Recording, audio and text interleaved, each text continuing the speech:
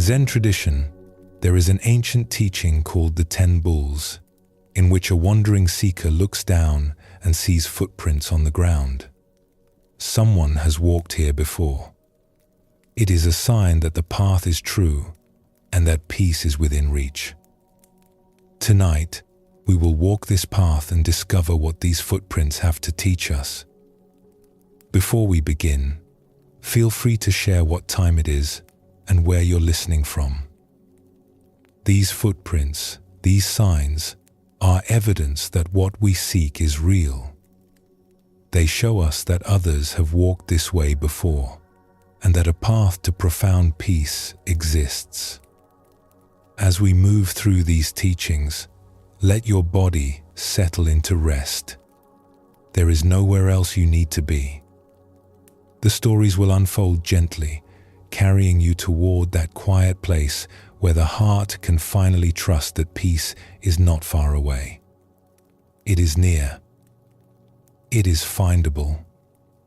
And you are already on your way. Let's begin our journey together. There is a moment in every seeker's journey when something shifts. We may have wandered for years, carrying a quiet dissatisfaction we could not name. We may have sensed that life held something more, something we could not quite reach. And then, often when we least expect it, we catch a glimpse. We notice something. A sign appears. The Buddha taught that the path to peace is not hidden. It is not locked away in secret temples or available only to those with special gifts. The path is here, woven through ordinary life, waiting to be noticed. But we must learn to see. We must develop eyes that recognize the signs. These signs come in many forms. Sometimes they appear through other people. We see someone who carries themselves with an ease we do not possess, a stillness that seems untouched by the struggles that trouble us. And something in us wakes up. We think, perhaps without words, that if they have found peace, perhaps we can too. Sometimes the signs come through words. A phrase we overhear. A teaching that lodges in us and will not let go. A story that stirs something we cannot explain. These are footprints left by those who walked before us. They tell us the path is real. Zen teaches that awakening is not a single dramatic moment. It often begins with small noticings, quiet recognitions, the gradual dawning that peace is not somewhere else. It is here, waiting for us to find our way. The ancient masters said that the truth is not difficult for those who have no preferences. This means that when we stop demanding that reality be different than it is, we begin to see clearly. We begin to notice what was always there. Let us explore how these first signs appear and how they gently turn our wandering into a journey with direction. In a busy market town where traders came from distant provinces, there lived a cloth merchant named Lero. He had built his business over 20 years through sharp judgment and tireless work. He knew the quality of fabric by touch alone. He could spot a good deal before others even noticed it was there. His store was always busy, his reputation solid, his income more than enough to provide comfort for his family. But Lero was not at peace. His mind was a marketplace of its own, crowded with calculations and concerns that never rested. At night, while his body lay still, his thoughts continued their trading. They weighed profits against losses. They anticipated problems that might never arise. They rehearsed conversations and negotiations, preparing for possibilities that stretched endlessly into the future. His wife had grown used to his distracted presence.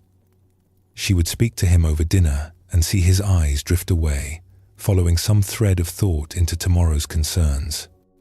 His children had learned not to expect his full attention. They loved him, and he loved them, but there was always a wall of preoccupation between them. Lero was always there, but also always somewhere else. His eyes might be looking at you, but his mind was counting, planning, worrying about things that had not happened yet. He did not think of himself as unhappy. He thought of himself as responsible. This was what it meant to run a successful business.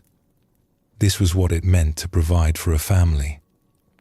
The restlessness in his chest, the tightness that never quite released, these were simply the price of being a serious person in a serious world. He had seen his father carry the same tension. He assumed his sons would carry it after him.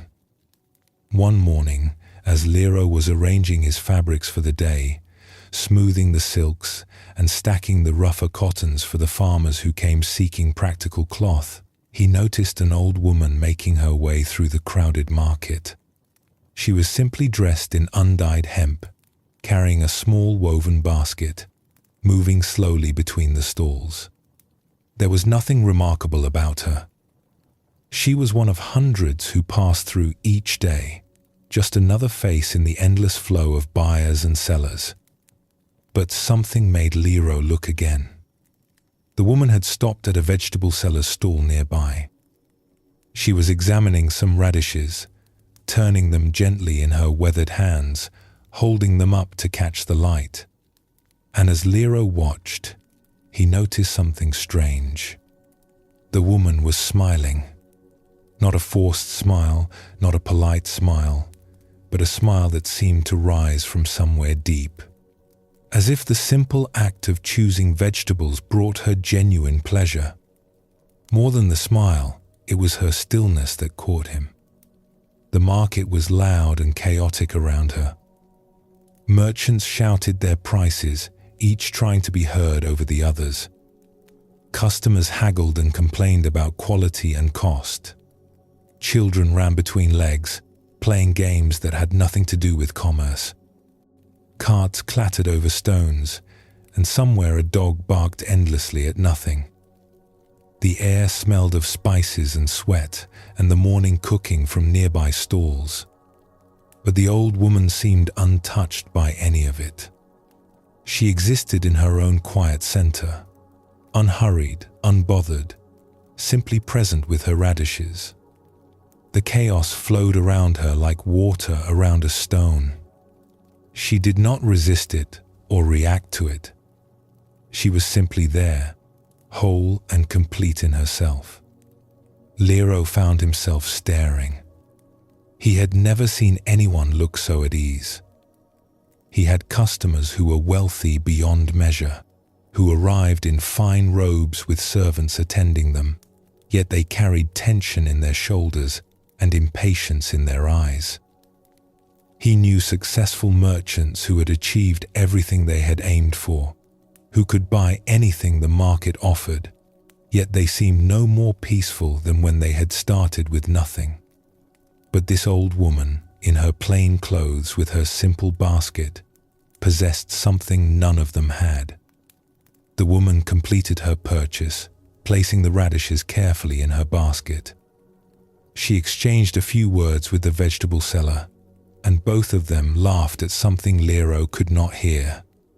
Then she moved on, disappearing slowly into the crowd. Lero returned to his work, but throughout the day, he found his mind returning to her. That stillness, that ease, that smile over something as simple as radishes. How was it possible? Over the following weeks, Lero began to notice the old woman whenever she appeared in the market. She came every few days, always in the morning, always with the same unhurried presence. He watched her examine fruit with complete attention, as if nothing else existed in that moment. He watched her exchange words with vendors, her face warm and unguarded, genuinely interested in whoever stood before her. He watched her sit on a stone bench near the fountain and simply rest, watching the crowd pass by as if it were the most interesting thing in the world. Lero had never paid attention to anyone this way before. He had always been too busy with his own concerns, too wrapped up in the endless calculations of his trade. But something about this woman had gotten under his skin. She represented something he could not name, a possibility he had never considered, a way of being he had not known was available. One morning, without quite planning to, Lero left his stall in the care of his assistant and approached the stone bench where the old woman sat. His heart was beating faster than it had in years. He felt foolish. A successful merchant, approaching a stranger to ask how she managed to seem so peaceful. What would he even say? The woman looked up at him with clear, curious eyes. She did not seem surprised by his approach. She simply waited, patient as the stones around them. "Forgive me," Lero said, his voice rougher than he intended. "I am a merchant here in the market. I have noticed you over these past weeks. You seem so peaceful, so at ease with everything around you. I find myself wondering how this is possible. I have worked hard all my life. I have achieved what I set out to achieve, but I have never felt the peace I see in you. Can you tell me your secret?" The old woman smiled, the same smile he had seen when she held the radishes. "There is no secret," she said. "Or perhaps the secret is so simple that no one believes it." She patted the bench beside her, and Lero sat. The stone was cool in the morning air. For a moment, neither of them spoke. The market continued its noise around them. "You say you have achieved what you set out to achieve," she said finally. "But have you ever stopped to enjoy what you have achieved? Or does your mind always move to the next thing?" Lero considered this. He realized he could not remember the last time he had simply enjoyed something. Every meal was eaten while planning tomorrow's inventory. Every moment of rest was filled with thinking about what still needed to be done. Even when he had held his children as babies, part of him had been calculating, worrying, preparing for futures that might never come. "My mind never stops," he admitted. The words felt heavy leaving his mouth. "That is because you have trained it never to stop," the woman said gently. "You have taught it that its job is to always be working. It is doing exactly what you asked of it. A good servant, following orders faithfully. Then how do I ask it to do something different?" The old woman looked out at the busy market. Merchants were calling out their prices. A child was crying somewhere. A cart, loaded with grain, creaked past them, pulled by a tired donkey. Two women argued about the quality of some fish. Life was happening in all directions. "Do you hear all of this?" she asked. Lero listened. He heard the noise of the market, the constant human hum he had learned to ignore years ago. "I hear it," he said. "Just hear it," she said. "Do not think about it. Do not judge it. Do not try to do anything with it. Simply let the sounds be here and let yourself be here with them." Lero tried. At first, his mind immediately began to categorize. That was the vegetable seller calling out her prices. That was the bronze merchant arguing with a customer. That child needed tending to. Those women should settle their dispute and move along. But he kept trying to simply listen without commentary, to hear without thinking about what he heard. For just a few moments, the sounds became just sounds. Not problems to solve. Not things to understand. Not signals that required his response. Just the living noise of life happening, flowing through the market like water flows through a riverbed, Something loosened in his chest. Just slightly. Just for a moment. "There," the woman said, as if she could see it in his face. That is the beginning. That small moment when you are simply here, without adding anything, without needing anything to be different. This is available to you always. In the market. In your home. With your family. With your own thoughts. You have just forgotten that you can simply be present without your mind needing to work on everything. She stood slowly, gathering her basket. "The peace you saw in me is not something I achieved. It is not something I earned or figured out. It is what remains when I stop adding struggle to each moment. You can find this too. It is not far away. It is right here, waiting for you to notice." She nodded kindly and walked away into the crowd. Within moments, she was gone, swallowed by the flow of the market. Lero sat on the bench for a long time. The market continued around him, its sounds washing over him like waves. Slowly, hesitantly, he tried again to simply listen. To simply be here. The moments of ease came and went, but they came. Something had cracked open. Something had begun. He did not know it yet, but he had found his first footprint. A sign that the path was real. A glimpse of peace that told him it was possible to find. This encounter shows us something important about how the path reveals itself. Lero had walked through that market for 20 years without seeing what he needed to see. The old woman had probably been there many times before, but he had not been ready to notice. His eyes were too full of his own concerns. Zen teaches that readiness is everything. When we are ready, the teacher appears. This does not mean the teacher was not there before. It means that something in us finally becomes open enough to recognize what was always present. The footprints were there. We simply could not see them.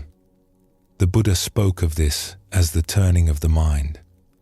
There comes a moment when something shifts, and we begin to look in a new direction. We start to question what we assumed. We begin to wonder if the way we have been living is the only way. This turning is not dramatic. It happens quietly, often through a single encounter, a single moment of seeing someone who embodies what we seek.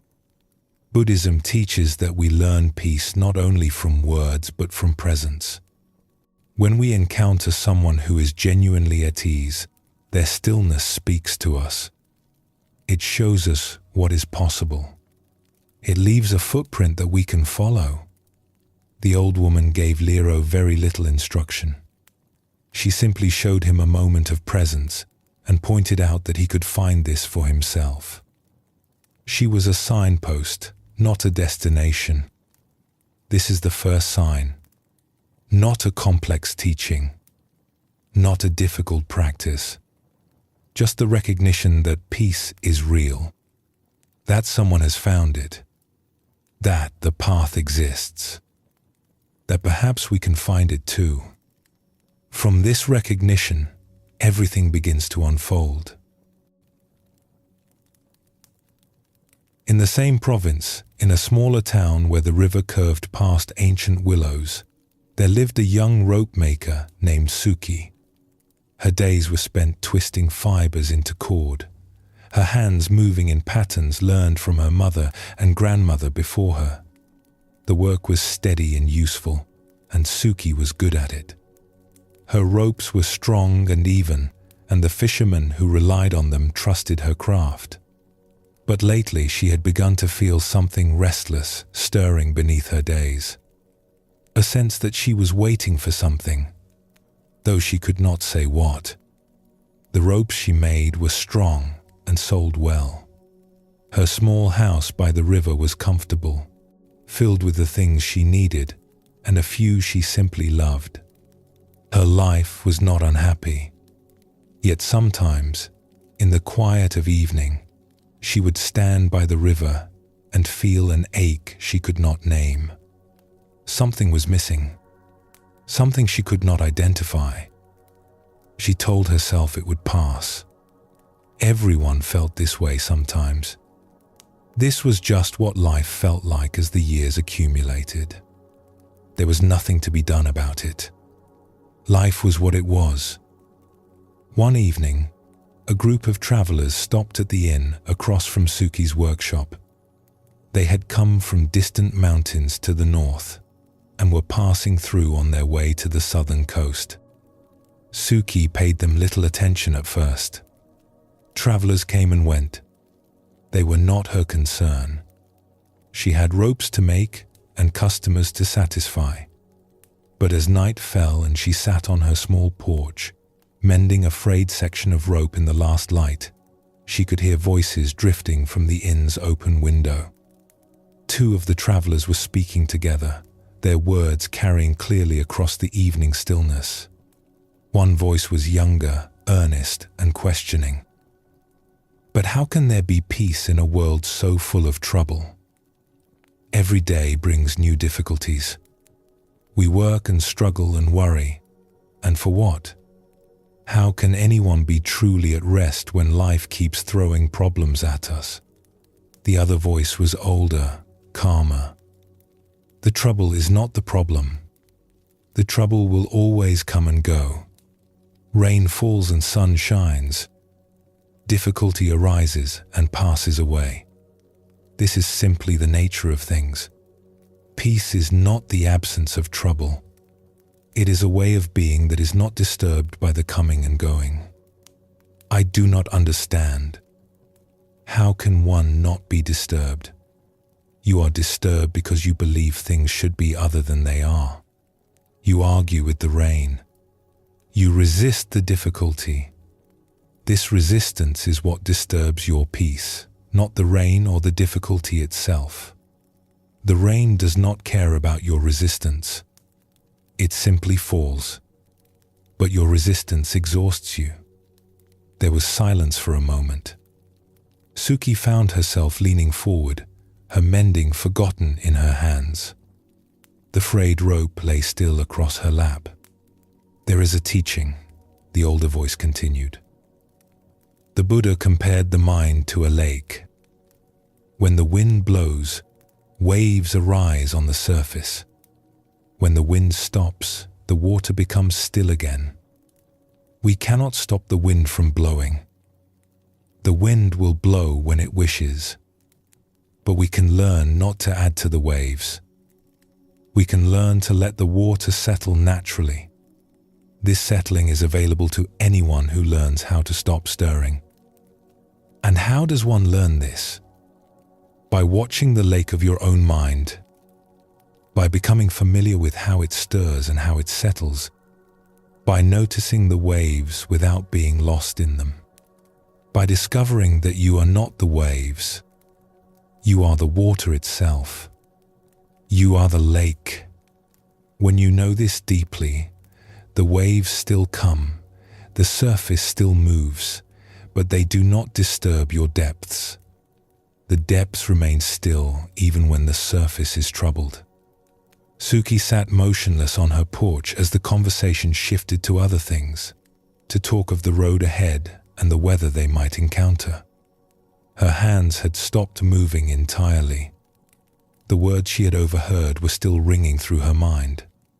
She did not fully understand them.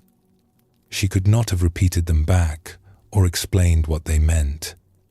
But something in them had landed in her chest and taken root. The Buddha compared the mind to a lake. You are not the waves. You are the water itself. You are the lake. She did not sleep well that night. But it was not from worry. It was from something else, something that felt almost like hope. A door had opened that she had not known was there, a possibility she had never considered. The restless ache that had troubled her now had a direction. It pointed toward something. In the days that followed, Suki went about her work as usual. She made her ropes. She sold them to the fishermen. She ate her meals and tended her house. But something was different now. She found herself watching her own mind the way the traveler had described. She noticed when thoughts stirred like waves on water. She noticed when the stirring settled. She did not know how to make peace happen, but she knew now that it was possible. She had heard it spoken of by someone who seemed to know, and that knowing changed everything. She began to ask questions she had never asked before. She sought out the old woman in the village who was said to sit in meditation each morning by the river. She listened more carefully when wandering monks passed through and offered teachings at the crossroads. The words that once would have floated past her now caught her attention. They connected to what she had overheard that night at the inn. They were more footprints on the same path. The path had not yet become clear. She could not see where it led, but she could see the footprints now. She knew which direction to walk. This story shows us another way the signs appear. Suki was not looking for anything when she overheard that conversation. She was simply sitting on her porch, doing what she always did. But her heart was ready, even if she did not know it. The restlessness she felt had prepared the ground. When the words came, they fell into fertile soil. Zen teaches that the Dharma, the truth of things, is always being spoken. It flows through conversations, through encounters, through the natural world. The teachings are everywhere if we have ears to hear them. The question is whether we are open.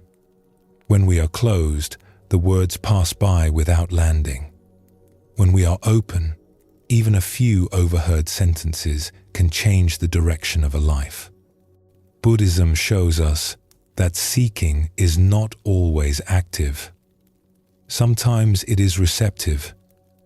Sometimes the most important thing we can do is simply stay open, simply remain available to what life brings us.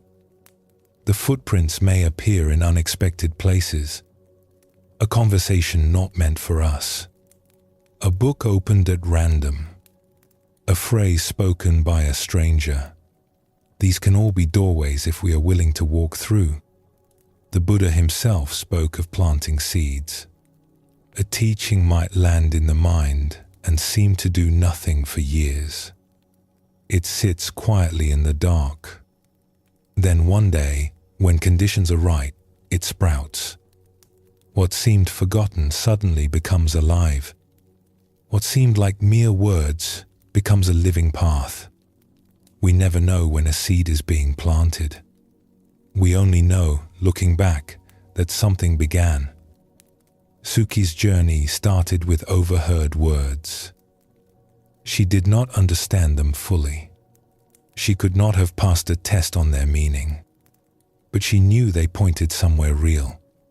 She knew they were footprints left by someone who had walked further than she had. And that knowing was enough to begin. That knowing is always enough to begin. Take a gentle breath now. Feel the air entering your body, filling you without any effort on your part. And feel it leaving, releasing without struggle.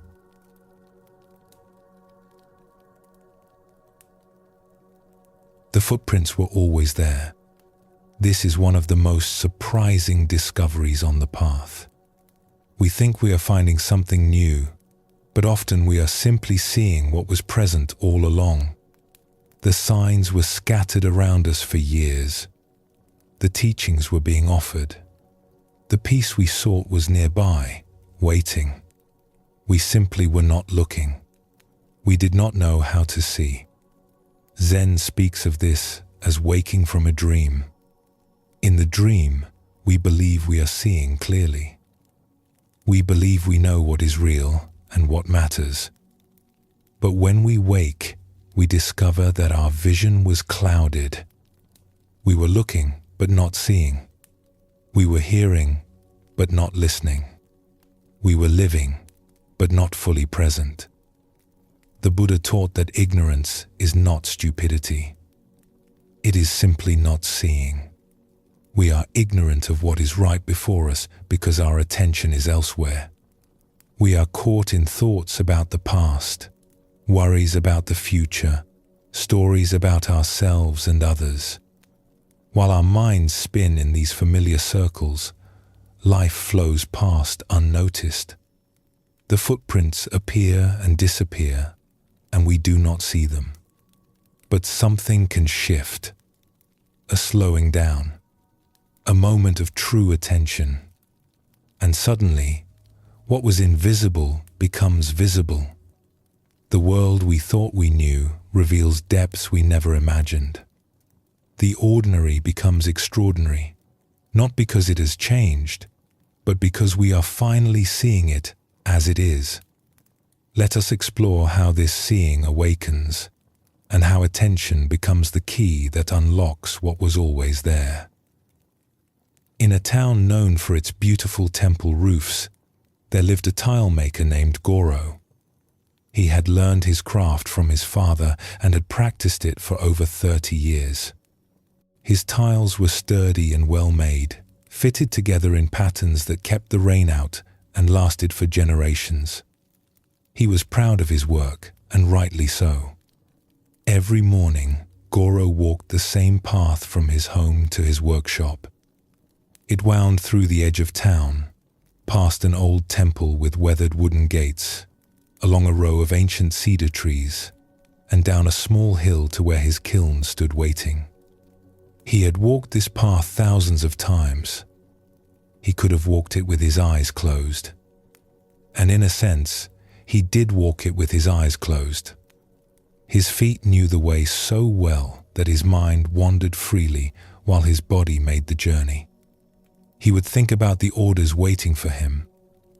He would plan which clay to use, which glazes to mix. He would rehearse conversations with customers or work through problems with his kiln. By the time he arrived at his workshop, he had no memory of the walk itself. It was just a blank space between home and work, a transition that happened while he was elsewhere in his thoughts. This was simply how life was. Goro did not question it. He was a busy man with important work to do. There was no time to waste on noticing things he had seen 1,000 times before. Then, in his 53rd year, Goro fell ill. It was not a serious illness, but it was stubborn. A fever that came and went. A weakness in his limbs that made standing at the kiln exhausting. His wife insisted he rest, and for once, he was too tired to argue. He spent weeks in bed, watching the light change on the walls of his room, listening to sounds he had never noticed before. When he finally recovered enough to walk again, his body was different. He could not move as quickly as before. His legs tired easily. His breath came short on even gentle slopes. The path to his workshop, which he had always covered in minutes without thinking, now required his full attention just to manage. On his first morning back, Goro set out slowly, carefully, one step at a time. He could not think about orders or clay or kilns. He needed all his attention just to walk without stumbling. And because his attention was finally on the path itself, he began to see things he had never seen before. The temple gates, which he had passed thousands of times, were carved with images of clouds and mountains. How had he never noticed this? The wood was silver grey with age, smooth in some places, rough in others. Morning light caught the edges of the carvings and made them glow. The cedar trees, which had always been just a row of dark shapes in his peripheral vision, were each completely different from the others. One leaned slightly toward the east. Another had a twisted trunk that spoke of some long-ago struggle. Their bark had patterns like rivers seen from high mountains. Their branches reached out in gestures that seemed almost human. A monk was sweeping the temple courtyard as Goro passed. He had seen this monk before, hundreds of times, a figure in brown robes moving in the corner of his eye. But now, Goro stopped and watched. The monk moved slowly, deliberately, the broom making soft sounds against the stones. There was a rhythm to it, a peacefulness that Goro felt in his own body as he watched. The monk looked up and noticed Goro standing there. He smiled and continued sweeping. Goro wanted to move on, but something held him. He stood at the temple gate, watching the broom move back and forth, feeling his own breathing slow to match its rhythm. The morning light fell across the courtyard in long golden stripes. Somewhere a bird was singing. The air smelled of cedar and incense, and the faint sweetness of the temple's garden. How had he missed all of this? How had he walked past this beauty every day of his life and seen nothing? When the monk finished sweeping, he walked over to where Goro stood. His face was deeply lined, but his eyes were clear and bright. "You are the tile maker," the monk said. "I have watched you pass by for many years. Always in a hurry, always somewhere else in your mind. But today you stopped. Today you are here." Goro felt embarrassed, as if he had been caught doing something foolish. "I was ill," he explained. "I cannot walk as fast as before. My body will not let me." The monk nodded thoughtfully. Illness can be a teacher. It slows us down when we will not slow ourselves. It brings us back to the body, back to this moment, when we have forgotten how to be here. Your body has given you a gift, though it may not feel that way. "I never noticed the carvings on your gate," Goro said. "I have walked past them for 30 years. "They have been waiting for you," the monk said simply. "Everything waits for us to notice. The gate does not mind how long it takes. It has nowhere else to be. It has been showing its beauty for 100 years, and it will continue for 100 more. We are the ones in a hurry. We are the ones who pass by without seeing." Goro looked back at the gate, at the carved clouds and mountains, at the silver-grey wood glowing in the morning light. He thought about all the mornings he had rushed past without seeing, all the beauty he had missed, all the moments that had slipped away while his mind was busy with things that seemed so important at the time, but which he could not even remember now. "I feel as though I have been asleep," he said quietly. "Walking through my life with my eyes closed." "Yes," the monk agreed. "This is how it is for most of us. We dream through our days thinking we are awake. We believe we are seeing the world, but we are only seeing our thoughts about the world. Then something shakes us, and we open our eyes, and we see that the world was always more beautiful than we knew, more alive, more present, more worthy of our attention. We were just not looking." He gestured toward the path ahead. "Your tiles keep the rain from many homes. This is good work. But perhaps now you will walk to your workshop with your eyes open. Perhaps you will see what has been waiting for you all along." Goro bowed to the monk and continued on his way. His legs were still weak. His breath still came short on the small hill. But he did not mind.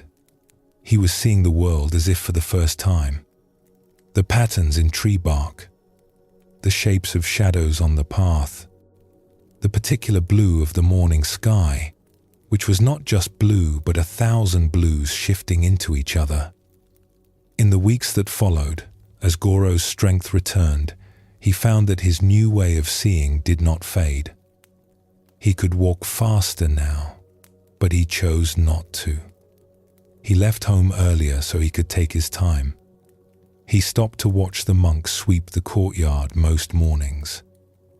He noticed how the light changed with the seasons, how the cedars looked different in rain than in sun, how each day's walk was actually a new walk, never the same as the day before. His work changed too. His tiles had always been well made, but now there was something different in them. A quality of attention that people could feel even if they could not name it. He spent more time choosing the clay, more time shaping each tile, more time watching the fire do its work. He was not rushing toward a finished product. He was present with each step of the making. His wife noticed the change. His customers noticed. Even his old body, which had seemed like a burden after his illness, now felt like a gift. It had forced him to slow down. It had opened his eyes. The footprints had been there all along, on the path he walked every day. He had simply never looked down to see them. This story shows us something essential about the discovery of the path. Goro did not need to travel to distant temples or seek out famous teachers.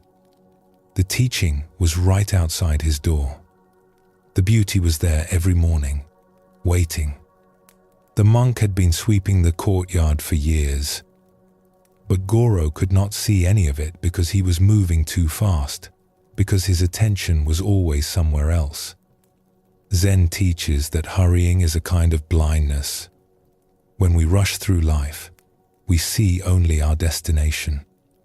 The journey itself becomes invisible. We miss the carvings on the gate, the patterns in the bark, the sweep of the broom that could teach us about peace. We arrive at our goals having experienced nothing along the way. We achieve what we set out to achieve and wonder why we still feel empty. Buddhism speaks of mindfulness as the foundation of the path. This is not a complicated practice. It is simply the act of paying attention to what is actually here. Not what we imagine is here, not what we remember being here, not what we fear might be here, but what is actually present in this moment. The Buddha said that mindfulness is the direct path to liberation. Not because attention has magical powers, but because when we truly see what is present, we discover what we have been seeking. The footprints become visible. The way becomes clear. The world opens to reveal its hidden depths. We do not need to wait for illness or difficulty to slow down. We can choose to walk more slowly through our days. We can choose to give our attention to what is actually before us. The footprints are already there. The path is already present. We simply need to open our eyes. Take a gentle breath now. Feel yourself here, in this moment, exactly where you are. There is nothing you need to figure out, no question you must answer right now.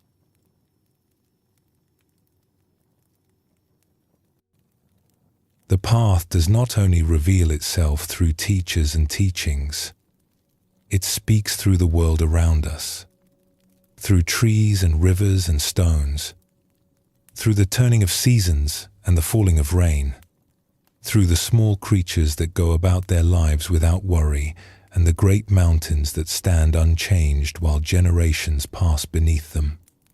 The Buddha often pointed to nature when he wanted to convey something important.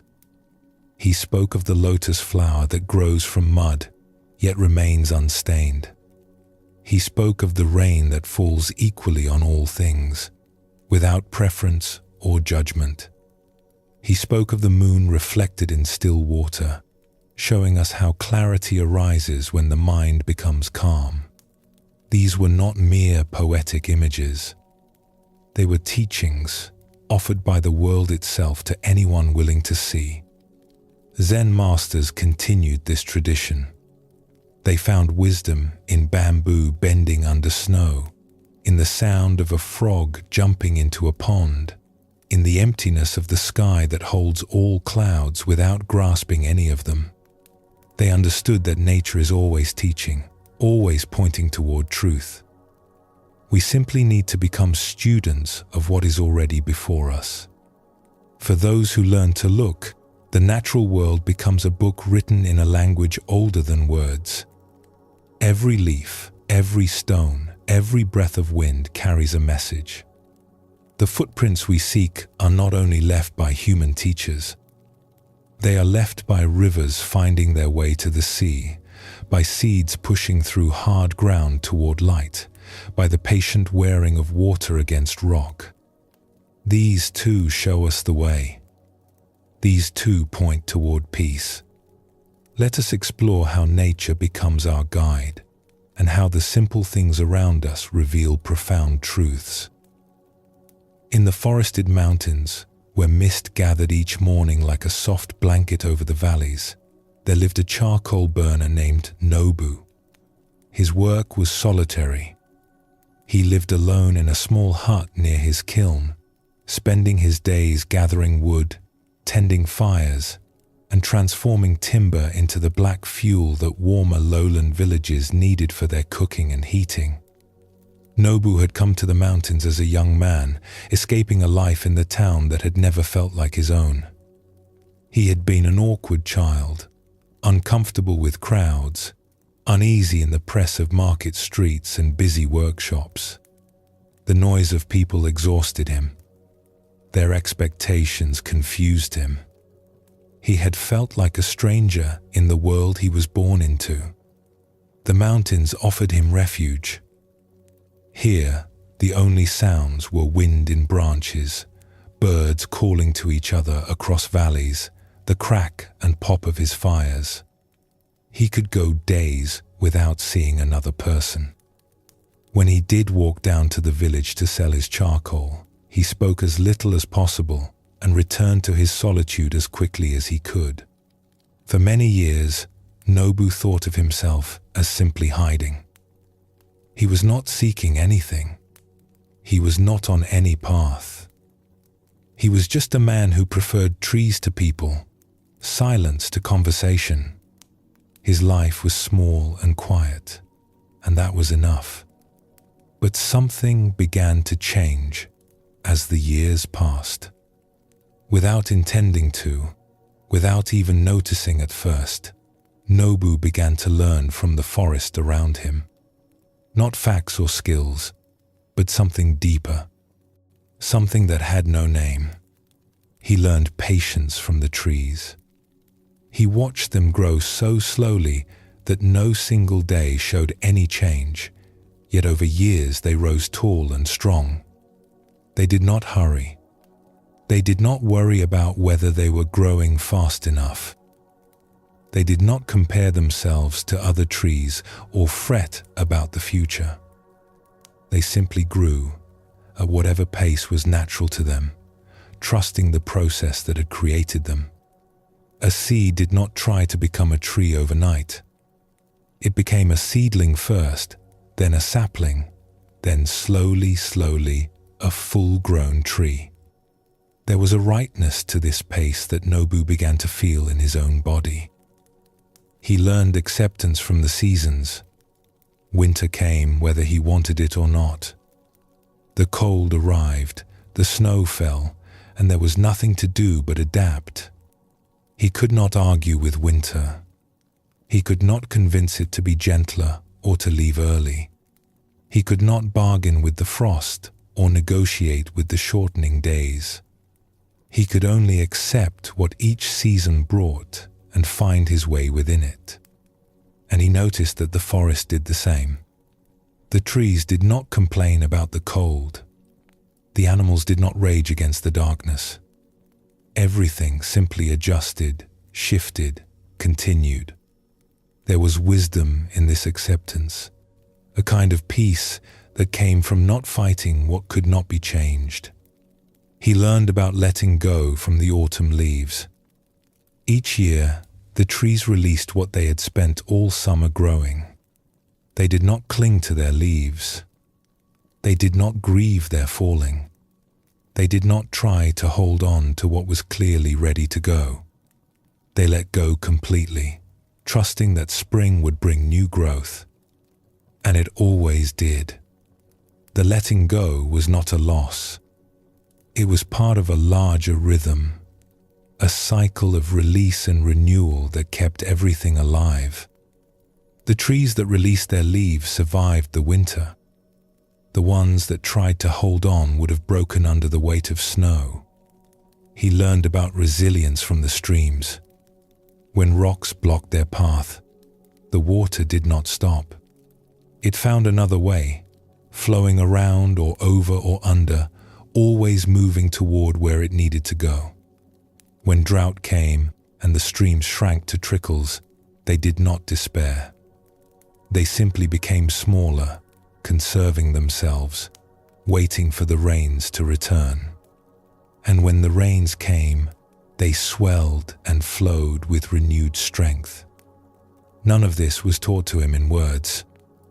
There was no teacher in the forest explaining these lessons. But Nobu's years of watching, of living close to the natural world, had opened something in him. He began to see patterns. He began to understand things he could not have put into language. One autumn, a wandering monk passed through Nobu's part of the mountain. He was traveling between temples and had lost his way in the mist. Nobu offered him shelter for the night, some rice and tea, a place by the fire. The monk was grateful and curious about this solitary man who lived so far from other humans. As they sat together watching the flames, he asked Nobu about his life. Nobu found himself speaking more than he had in years. He talked about the trees and their patience, the seasons and their acceptance, the leaves and their letting go, the streams and their resilience. He talked about how the forest had taught him things he had never learned from people. The monk listened with growing wonder. When Nobu finished, the monk was quiet for a long moment. "Do you know what you have described?" he finally asked. Nobu shook his head. He had only spoken about what he had observed. "You have described the heart of the Buddha's teaching," the monk said. "Patience, acceptance of what is, non-attachment, flowing with conditions rather than fighting against them. These are what we study in the monasteries. These are what the sutras point toward. And you have learned them from the trees." Nobu was surprised. He knew almost nothing of Buddhist teaching. He had never read a sutra or sat in formal meditation. He had simply lived in the forest and paid attention. "The Buddha himself learned from nature," the monk continued. "He sat beneath a tree when he awakened. He taught in gardens and groves. He pointed to flowers and water and the changing moon to help people understand what words alone could not convey. He understood that the Dharma, the truth of how things are, is not hidden in books or temples. It is written everywhere, in everything. The forest is a temple. The mountain is a teacher. The stream is a sutra. You have been a student without knowing you were studying. You have been practicing without knowing there was a practice." Nobu sat with this for a long moment. The fire crackled between them, sending sparks up into the darkness. "I thought I was just hiding," he said finally.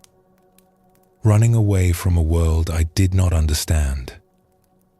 "Perhaps you were," the monk said gently. "But hiding can become seeking. Running away can become running toward. The Buddha himself left his home and family to seek the truth. What matters is not why we begin, but what we discover along the way. The monk stayed for 3 days, waiting for the mist to clear. During that time, he and Nobu talked about many things. The monk shared teachings from the Buddhist tradition, and Nobu recognized in them what he had already learned from watching the natural world. The words gave shape to what he had known wordlessly. The teachings gave him a map for the territory he had already been exploring. It was like learning the names of friends he had known for years without knowing what to call them. When the monk left, Nobu returned to his solitary life. But something had shifted. He now understood that his years in the forest had not been mere hiding. They had been a kind of education.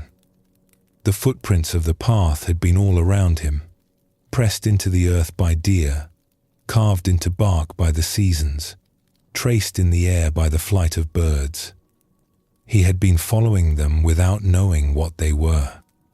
His charcoal burning continued. His quiet life went on. But now, there was a different quality to his days. He was not just living in the forest. He was learning from it. He was being taught by every tree, every stream, every change of season. The path was beneath his feet. It had been there all along. This story shows us that wisdom is not confined to human sources. The Buddha discovered his awakening while sitting beneath a tree, watching the morning star appear. He did not receive the teaching from another person in that moment. It came from his own deep attention to what was present. Zen has always honored this direct learning from nature. The great master Dogen wrote extensively about mountains and waters as teachers. He said that those who see mountains and rivers as obstacles have not yet understood the Dharma, but those who see them as the Dharma itself have begun to wake up. Buddhism teaches that all things are interconnected, arising together in a vast web of mutual causation. When we study a single leaf, we study the whole universe. When we watch a stream find its way around a stone, we learn something about how to live. Nature does not philosophize or explain. It simply shows us how things work, moment after moment, season after season. For those of us who live in towns and cities, surrounded by human construction and activity, it can be easy to forget this teaching. But nature is still present, even in the most crowded places. A tree grows beside a busy street. Rain falls on rooftops. The moon rises over buildings just as it rises over mountains. The teachings are still being offered. We need only step outside, look up at the sky, and let the world remind us of truths we have always known but somehow forgotten. The footprints are everywhere, in forest and city alike, left by wind and water, and the patient growth of all living things. We are surrounded by teachers. We have only to become students. In a valley known for its orchards, there lived a woman named Ray who had recently suffered a great loss. Her husband of many years had died suddenly, leaving her alone in the house they had built together. The rooms that had once been full of conversation and laughter now held only silence. The future they had planned together had vanished like morning mist. One morning, for no reason she could name, Ray found herself standing at the edge of the neglected garden. She did not plan to work in it. She had no energy for work. But something drew her there, and she simply stood, looking at what had become of the place she and her husband had loved. A tomato plant had survived despite the neglect. It was scraggly and untended, but it had produced a single ripe fruit, red and full, hanging heavy on the vine. Ray stared at it. How had it grown? No one had watered it. No one had cared for it. Yet here it was, alive, producing fruit, doing what tomato plants do regardless of human attention. Something stirred in her. Not joy, not yet, but something. She reached out and picked the tomato. It was warm from the sun. She could smell it, that distinct green smell of tomato vines. Without thinking, she bit into it. The taste flooded her mouth, sweet and acidic and utterly alive. She stood there in the overgrown garden, juice running down her chin, and for the first time since her husband's death, she felt something other than sorrow. She felt the sun on her face. She felt the earth beneath her feet. She felt the tomato's gift of flavor and nourishment. She was, for just a moment, present in her own life again. The next morning, she returned to the garden. She pulled a few weeds, not many, just enough to clear a small space. The work was hard because she was weak from weeks of barely eating, barely moving. But there was something satisfying in it. The feeling of soil in her hands. The small victory of clearing even a tiny patch. She came back the next day, and the next. Slowly, over weeks, she began to reclaim the garden. She did not rush. She did not have goals or plans. She simply showed up each morning and did what the garden seemed to need. Watering when the soil was dry. Weeding when the unwanted plants crowded out the ones she wanted to nurture. Staking plants that had fallen over under their own weight. Cutting back what had died to make room for new growth. The work was simple, almost mindless, and that was part of its gift. Her hands moved in the soil while her mind grew quiet. She was not thinking about her grief in those moments. She was not planning or remembering or wishing things were different. She was just there, in the garden, present with the plants and the earth and the warmth of the sun. As she worked, she began to notice things. The way seedlings pushed up through the soil, fragile but determined, reaching toward light they could not see, but somehow knew was there. The way damaged plants could heal if given time and care, sending out new growth from places that had seemed dead. The way the garden changed day by day, always dying in some places and coming alive in others. Death and life intertwined, not opposites, but partners in an endless dance. She noticed the insects too. The bees moving from flower to flower, carrying pollen without knowing they were helping the garden grow. The earthworms turning the soil, creating spaces for roots to spread. The birds that came to eat the insects, keeping the balance. Everything was connected. Everything had its role. Nothing was wasted. Her grief did not disappear. Her husband was still gone. She still missed him with an ache that sometimes took her breath away. She still woke in the night, reaching for him, and found only empty space.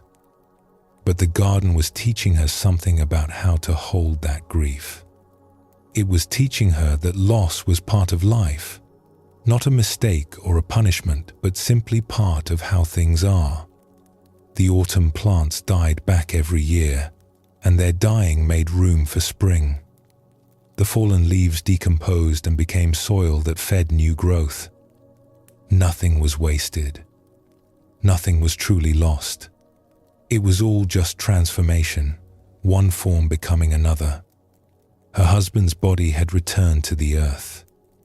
Perhaps, in some way she could not understand, he was part of the garden now.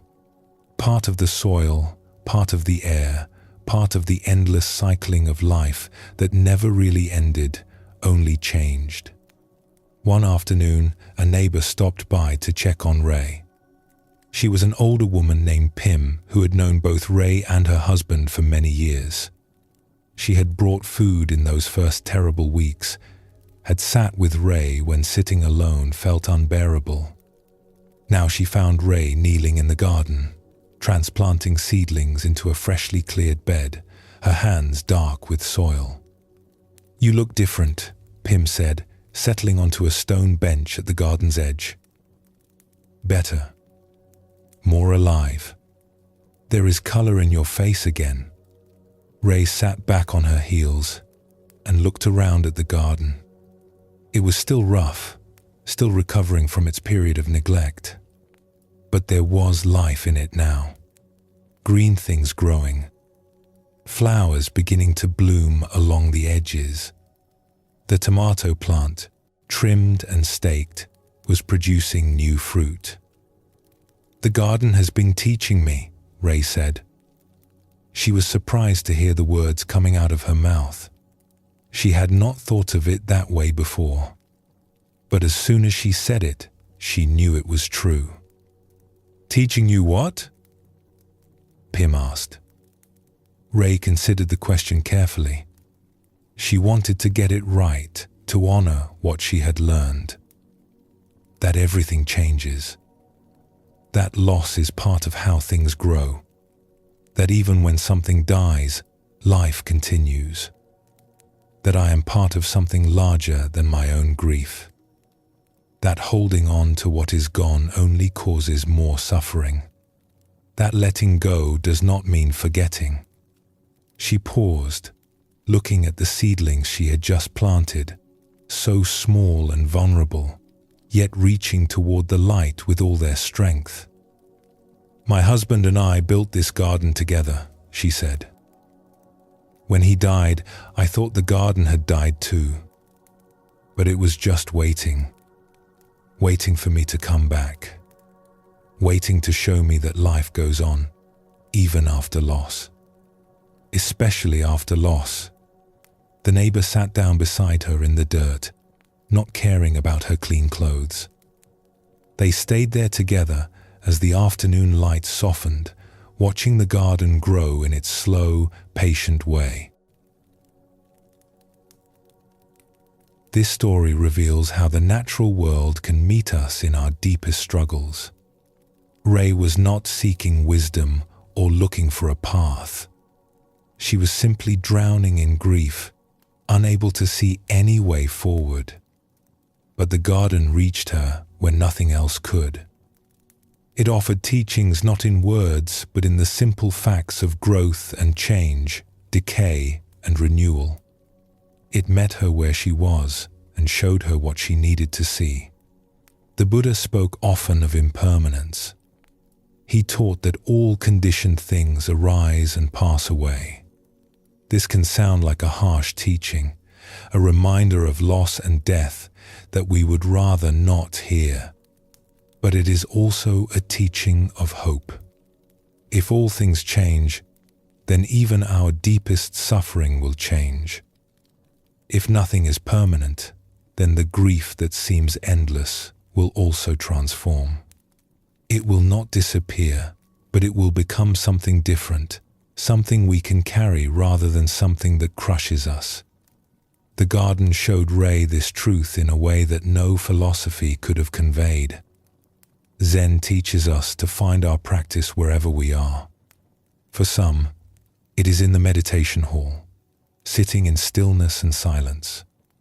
For others, it is in the kitchen, the workshop, or the garden. Any activity done with full attention and an open heart can become a doorway to understanding. The work itself becomes the teacher. The doing becomes the path. Ray found her doorway in the soil, in the seeds, in the patient work of tending living things.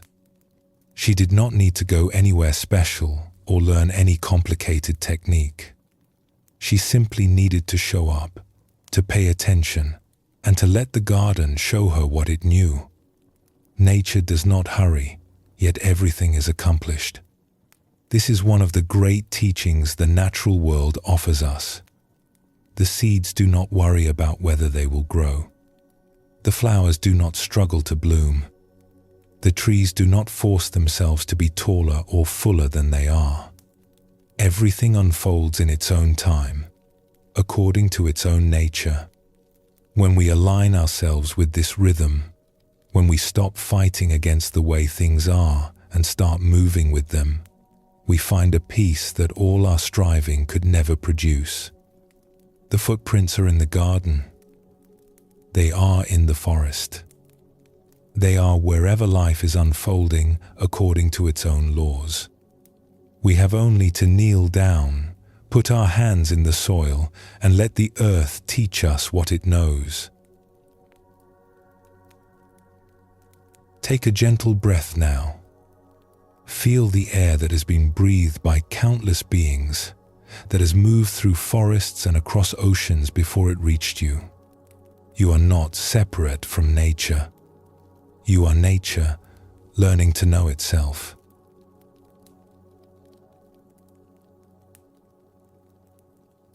There is an old saying that when the student is ready, the teacher appears. This is not magic. It does not mean that teachers materialize from thin air the moment we become worthy of instruction. It means something simpler and more profound. Teachers are all around us, all the time, but we cannot see them until we are ready to learn. Our eyes must open before we can recognize who has something to offer us. The Buddha himself had many teachers before his awakening. Some taught him meditation. Some taught him philosophy. Some taught him through their example, both good and bad. He learned from forest ascetics and from palace tutors, from wandering seekers and from settled householders. Each one offered a piece of what he needed, though none offered the complete picture. That he had to discover for himself. Zen has always emphasized the importance of the teacher-student relationship, not because students are helpless without guidance, but because certain truths are difficult to see alone. We have blind spots. We have habits of thinking that keep us circling in familiar patterns. A good teacher can point to what we keep missing. They can ask the question that unlocks a door we did not know was there. But the teacher does not have to be a formal master in a monastery. Teachers appear in many forms. An old craftsman who embodies patience. A stranger who says exactly what we need to hear. A grandmother whose quiet presence teaches more than any lecture. The guide we need may be waiting in the most unexpected places, ready to point out the footprints we have been walking past without seeing. Let us explore how these guides appear and how they recognize something in us that we may not see ourselves. In a province known for its scholars and scribes, there lived a young man named Tomo who worked as a messenger for the government office. His job was simple. He carried documents from one official to another, traveling between towns on well-worn roads, delivering papers that were important to people far above his station. Tomo was good at his work. He was reliable and quick, careful with the documents entrusted to him, and he never complained about the long distances or the weather. But he did not think much of himself. He was just a messenger, a carrier of other people's words. The documents he transported were filled with elegant calligraphy and important ideas, but they had nothing to do with him. He was merely the legs that moved them from place to place. One autumn, Tomo was given an unusual assignment. He was to carry a set of historical documents to an old calligrapher who lived alone in the mountains. The calligrapher, known as Master Rensho, had been asked to restore some ancient texts that had been damaged by water and age. It was delicate work that only a few people in the province could do. The journey took 3 days. The path grew narrower as Tomo climbed, winding through forests of maple and pine, crossing streams on old stone bridges. He had never been to this part of the mountains before. The air was different here, cleaner and colder, and the silence was deeper than any he had known in the busy towns below. Master Rensho's home was a small wooden house built against a cliff face, sheltered by ancient pines that seemed to guard the entrance. Smoke rose from a chimney, thin and white against the grey sky. A garden of moss and stones spread before the entrance, arranged in patterns that seemed both random and perfectly intentional. When Tomo called out his arrival, his voice felt strange in the deep mountain silence. An old man appeared at the door. His white hair was tied back simply, and despite his years, he moved with an easy grace. But it was his eyes that caught Tomo's attention. They were sharp and clear, holding a quality of attention that made Tomo feel truly seen for the first time in his life. Tomo bowed and presented the documents. He expected a brief exchange, a signature confirming delivery, and then the long walk back down the mountain. He had done this 1,000 times before. He knew how these transactions went. But Master Rensho did not take the documents immediately. He looked at Tomo for a long moment, as if seeing something beyond the young messenger's dusty traveling clothes and tired face. As if seeing something Tomo himself did not know was there. "You have walked a long way," the old man said. "Come inside. Have tea before you go." Tomo hesitated. This was not part of his job, but something in the old man's voice made it difficult to refuse. He slipped off his sandals and followed Master Rensho into the small house. The interior was spare but beautiful. Scrolls hung on the walls, covered with calligraphy that seemed to dance rather than simply record words. Brushes and inkstones were arranged on a low table near the window where the light was good. Everything was simple, but everything seemed to be exactly where it belonged. Master Rensho prepared tea with slow, deliberate movements. Tomo watched, unsure what to say. He was not accustomed to being treated as a guest. Usually, he handed over his documents and left. No one invited him inside. No one offered him tea. When the tea was ready, they sat together on cushions by the window. The steam rose from their cups. Outside, a bird called from somewhere in the pines. "You carry important papers," Master Rensho said. "Do you ever wonder what is written in them?" Tomo was surprised by the question. "It is not my place to wonder. I am just the messenger." "Just the messenger," the old man repeated, as if tasting the words. "And what else are you, besides a messenger?" Tomo did not know how to answer. He had never thought about it. He was Tomo. He was a messenger. That was all there was. "I do not understand the question," he admitted. Master Rensho smiled gently. "That is an honest answer. Most people would make something up. They would tell me about their ambitions, their family, their place in the world. But you said the truth. You do not know who you are beyond your role." He set down his teacup and looked at Tomo with those sharp, kind eyes. "Let me ask you something else. When you walk these mountain paths, carrying your documents, what do you notice?"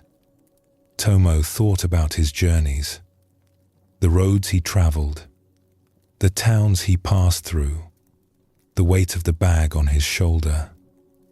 "I notice how far I have left to go," he said. "I notice the weather, whether it will help or hinder me. I notice where I can find food and shelter. So you notice what is useful, what helps you complete your task. Yes. And what about the mountains themselves? The trees? The rivers? The way the light falls through the leaves in the afternoon? Tomo was quiet. He realized he could not remember any of these things, though he had walked through them countless times. His attention had always been on his destination, on completing his errand, on being useful. The beauty around him had passed by unnoticed. "I see," Master Rensho said, though Tomo had not spoken.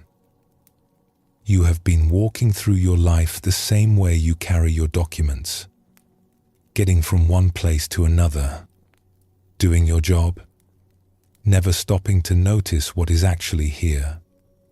He gestured toward the scrolls on the wall. "Do you see those characters? I have spent 60 years learning to make them. Not just the shapes, but the spirit inside the shapes. Each one is different. Each one carries something that cannot be put into words.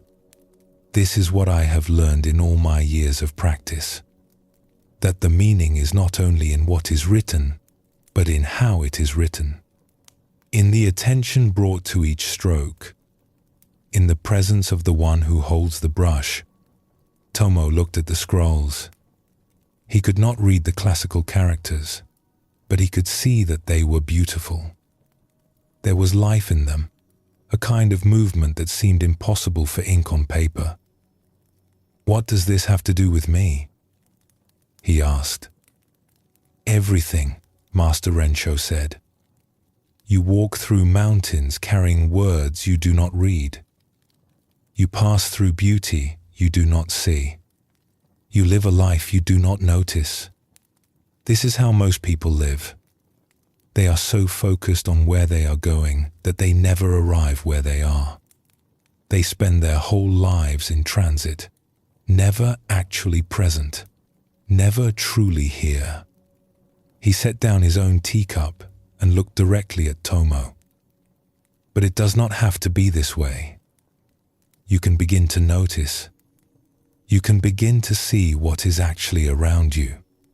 You can carry your documents and also be aware of the path beneath your feet, the sky above your head, the life moving through you with each breath. This does not require years of training or special abilities. It requires only the decision to pay attention, to stop being just a messenger and start being a person who is fully alive to his own existence." Tomo sat with these words. They seemed to settle into him, finding places that had been waiting for them without his knowing. "I do not know how to begin," he finally said. "You have already begun," Master Rensho replied. "You are here. You are listening. You are asking questions instead of assuming you already know the answers. This is how every journey starts. One moment of attention. One question. One small willingness to see things differently. The rest follows from there." He rose and walked to the table where his brushes lay waiting. "Stay the night. The path down the mountain is difficult in the dark. Tomorrow, when you walk back to the world of documents and duties, walk differently. Notice one thing you have never noticed before. Then notice another. Then another. This is the practice. This is the path." Tomo stayed the night in the old calligrapher's home. They spoke more over a simple dinner, and Master Rensho shared stories of his own youth, of his own awakening to the life he had been sleepwalking through. He had been a government clerk once, he said. He had spent decades pushing papers without ever looking up, until one day something cracked open and he saw how much he had been missing. The next morning, Tomo began his journey back down the mountain. he walked differently. He noticed the way the mist hung in the valleys below him. He noticed the color of the leaves, red and gold against the dark pines.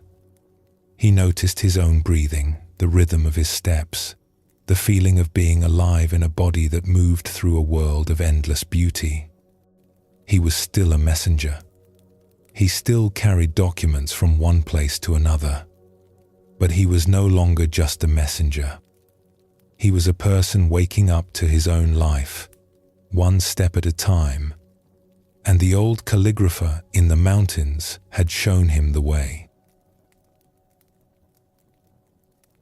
This story shows us how a guide can appear in the most unexpected circumstances.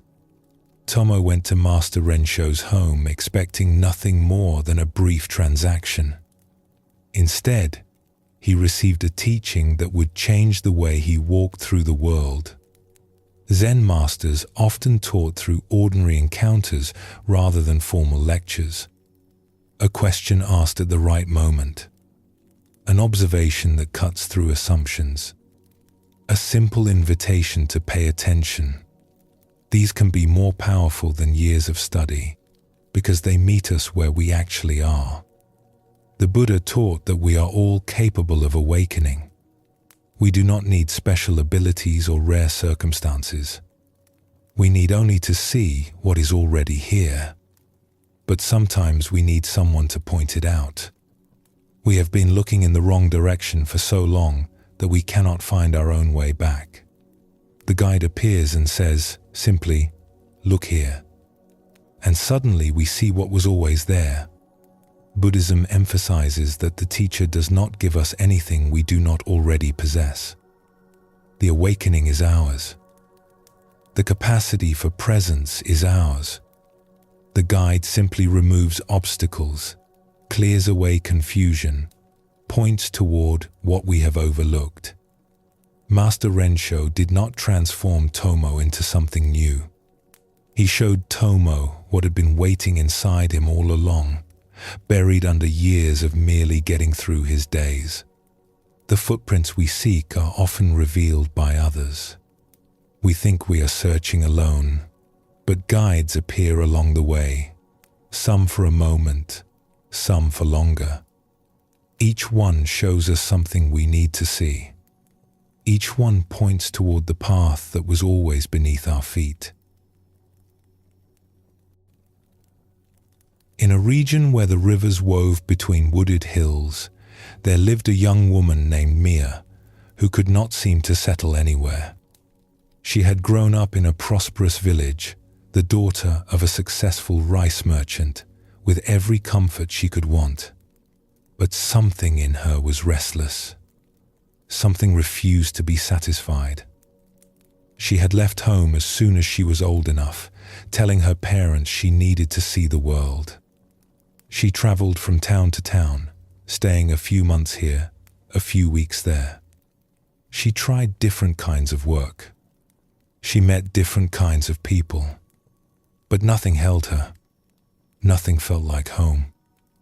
The problem, as Mia understood it, was that everywhere was the same. The people were the same, with their small concerns and petty ambitions, their endless talk about weather and crops and other people's business. The work was the same everywhere she went, repetitive and meaningless, filling time without filling the emptiness inside her. The days blurred together into a grey sameness that made her want to keep moving, keep searching, keep hoping that the next place would be different. Sometimes she wondered if something was wrong with her. Other people seemed content with their ordinary lives. They married, had children, worked their land, and seemed satisfied. But Mia could not find that contentment. It was as if she had been born with a hunger that nothing could feed, a thirst that no water could quench. The only thing that brought any relief was the road itself, the movement from one place to another, the brief hope that came with each new horizon. She had been traveling for nearly 3 years when she came to a small village at the edge of the forest. It was not much to look at. A handful of houses clustered around a well, a few small fields stretching toward the dark line of trees. Mia almost passed through without stopping. It was the kind of place she had seen 100 times before. But she was tired. Her feet ached from the road. And there was an old woman sitting outside one of the houses, weaving a basket in the afternoon light. Something about the way the woman worked made Mia pause and look more closely. The woman's hands moved with a sureness that Mia had rarely seen. There was no hesitation, no wasted motion.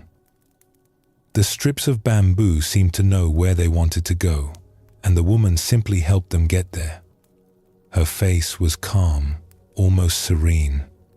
She looked like someone who had found exactly where she belonged. Mia approached without quite knowing why. "That is beautiful work," she said, nodding toward the half-finished basket. The old woman looked up with bright, curious eyes. "Thank you. I have been making baskets for 50 years. My hands know the way now. I just follow along." 50 years, Mia repeated. She could not imagine doing anything for 50 years. The thought made her feel suffocated. "You are a traveler," the woman observed. It was not a question. "Yes, I have been on the road for some time. And are you finding what you seek?" Mia was caught off guard by the directness of the question. "I do not know what I seek," she admitted. "I only know I have not found it." The old woman smiled gently and gestured to a wooden stool beside her. "Sit for a while. Rest your feet. My name is Hasu." Mia sat. She watched Hasu's hands continue their work, the bamboo strips bending and weaving, the basket taking shape. "I used to be a traveler too," Hasu said after a while. "When I was your age, I could not stay in one place. I thought peace was somewhere else. I thought happiness was waiting for me in the next town, the next valley, the next adventure. I searched for many years. What happened? Why did you stop?" Hasu's hands paused briefly, then continued. "I met an old basket weaver. She lived alone at the edge of a village, much like this one. I watched her work and saw something I had never seen before. A person who was completely at peace. Not because her life was exciting or her circumstances were special, but because she had stopped running." She looked at Mia with those bright eyes. "I asked her to teach me, not just basket weaving, but how to be at peace. She laughed and said they were the same thing. So I stayed. I learned to weave. And somewhere in the weaving, I found what I had been looking for all along." Mia felt something stir in her chest. A kind of recognition, or perhaps a longing. "What did you find?" "I found that peace is not somewhere else. It is not in the next village, or the next experience, or the next version of myself.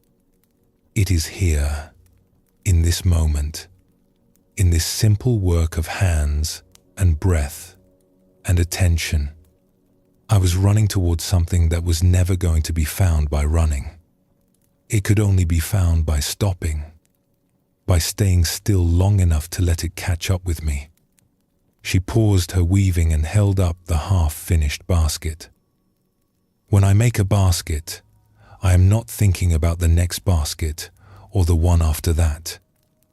I am not wishing I were making something else or wondering if there is a better way to spend my time. I am here, with this bamboo, with these hands, with this moment. And in that presence, there is peace.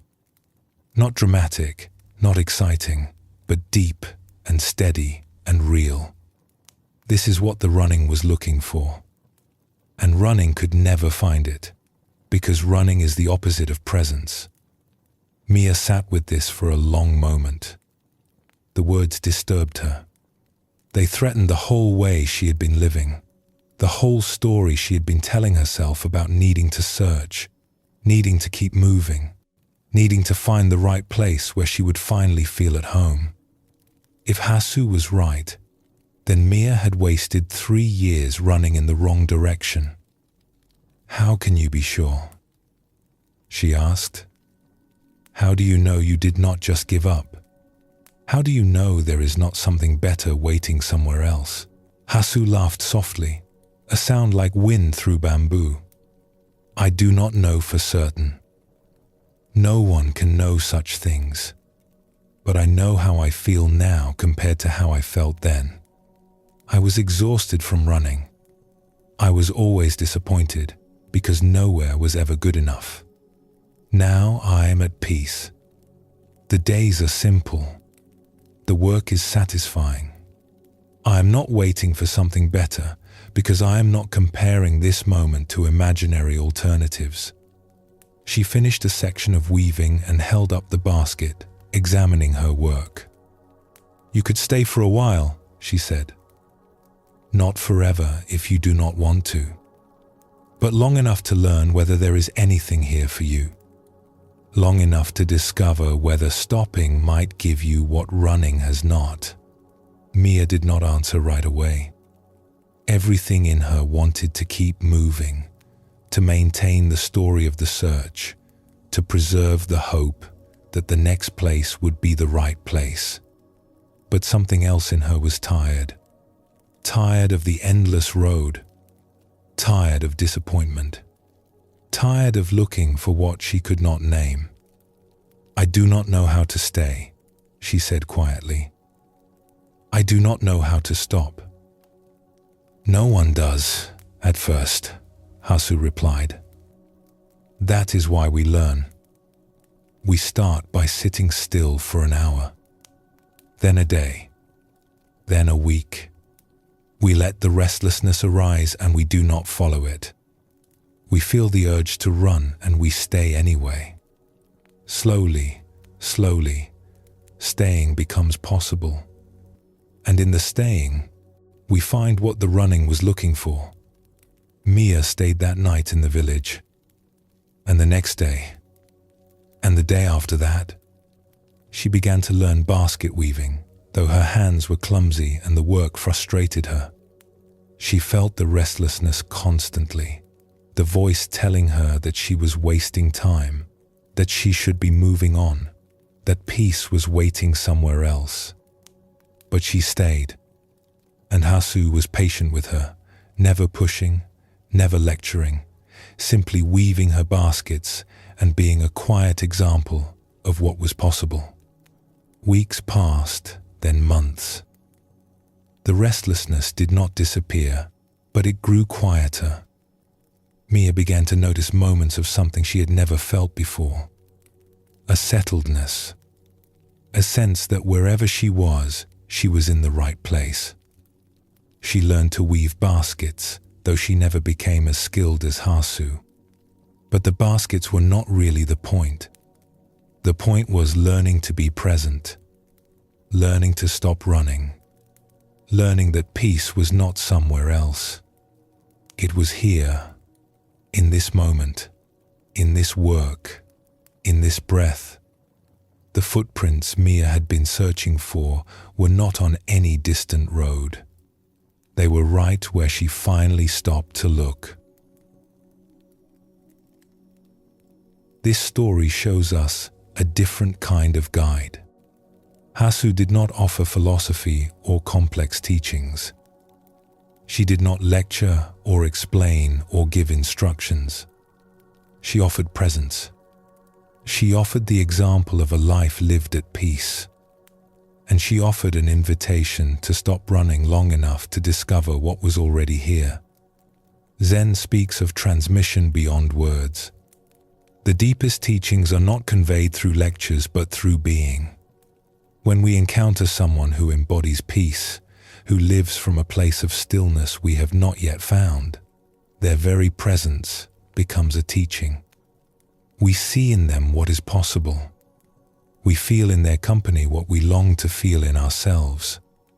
This is worth more than 1,000 books. The Buddha's teaching emphasized finding one's own path, but he also surrounded himself with a community of practitioners.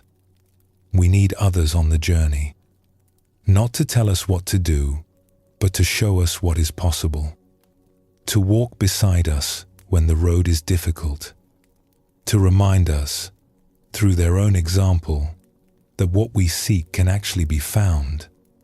The guides appear, one after another, each one offering what we need at that moment. Mia had been searching in the wrong direction. She thought peace was somewhere she had not yet been, in some place she had not yet discovered. But peace was waiting in the stopping, not the going. It was waiting in the simple work of hands and breath and attention. The guide appeared in the form of an old basket weaver who showed her, without many words, how to finally come home to herself. Take a gentle breath now. Feel yourself here, in this moment, wherever you are. Rest now in the truth that you are already where you need to be.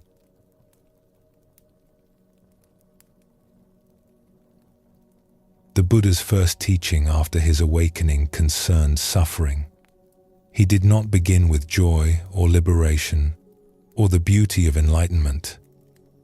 He began with the simple truth that life contains difficulty, that all beings experience dissatisfaction, loss, and pain.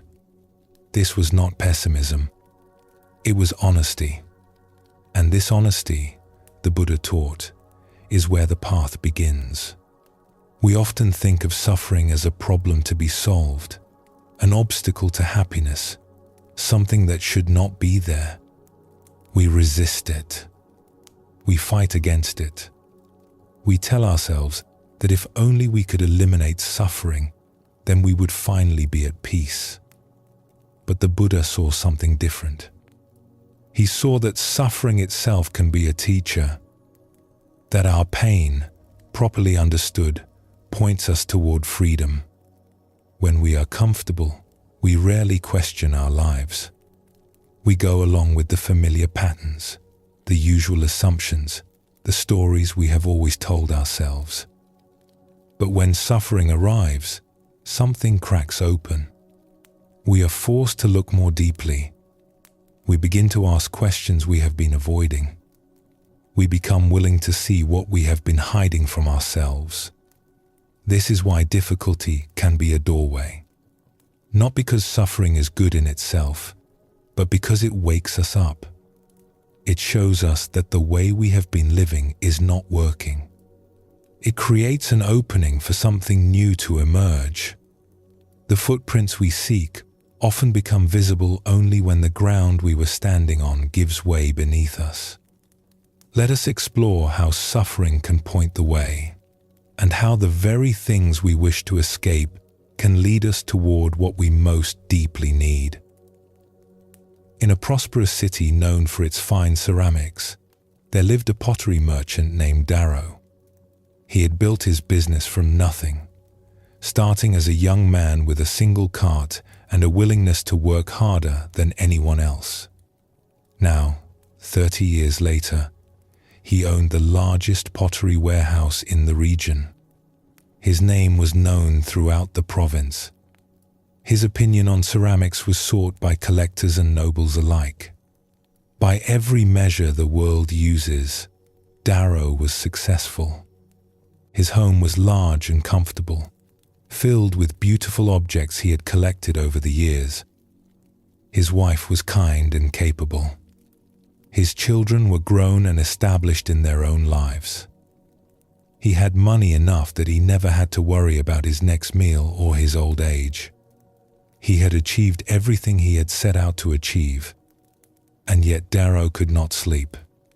It had started gradually, years ago.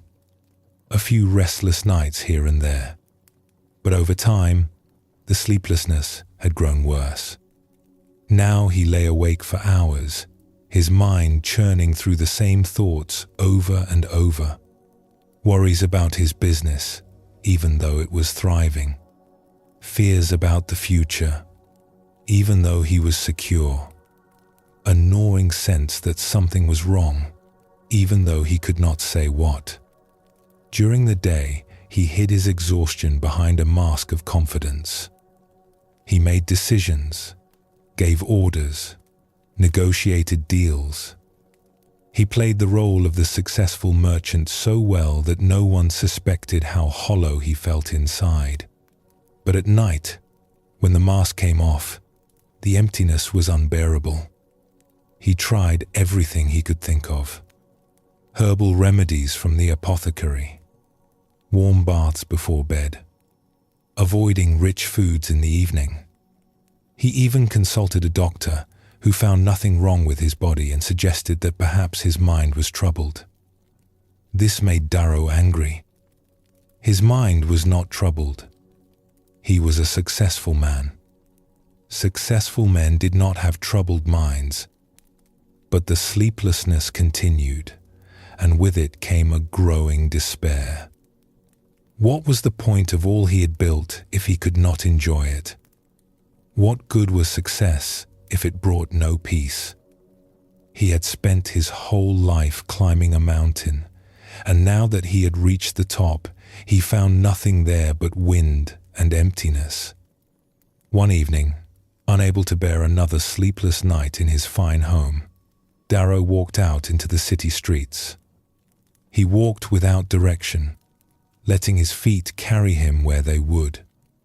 The streets were quiet at this hour, the shops closed, the market stalls empty. A few lanterns glowed in windows. Somewhere a dog barked once and fell silent. He found himself at the edge of the city, where a small temple stood in a grove of old trees. He had passed this temple countless times without ever entering. Temples were for the devout, for those seeking comfort in ritual and tradition. Darrow had always considered himself too practical for such things. But tonight, something drew him through the gate. The temple grounds were peaceful, lit by a few stone lanterns along the path. The main hall was dark, but a smaller building to the side showed light through its paper screens. Without quite knowing why, Darrow walked toward it. Inside, he found an old monk sitting in meditation. The monk's eyes were closed, his posture still, his face peaceful in a way that made Darrow's heart ache with longing. This was what he had been seeking without knowing it. This stillness, this peace.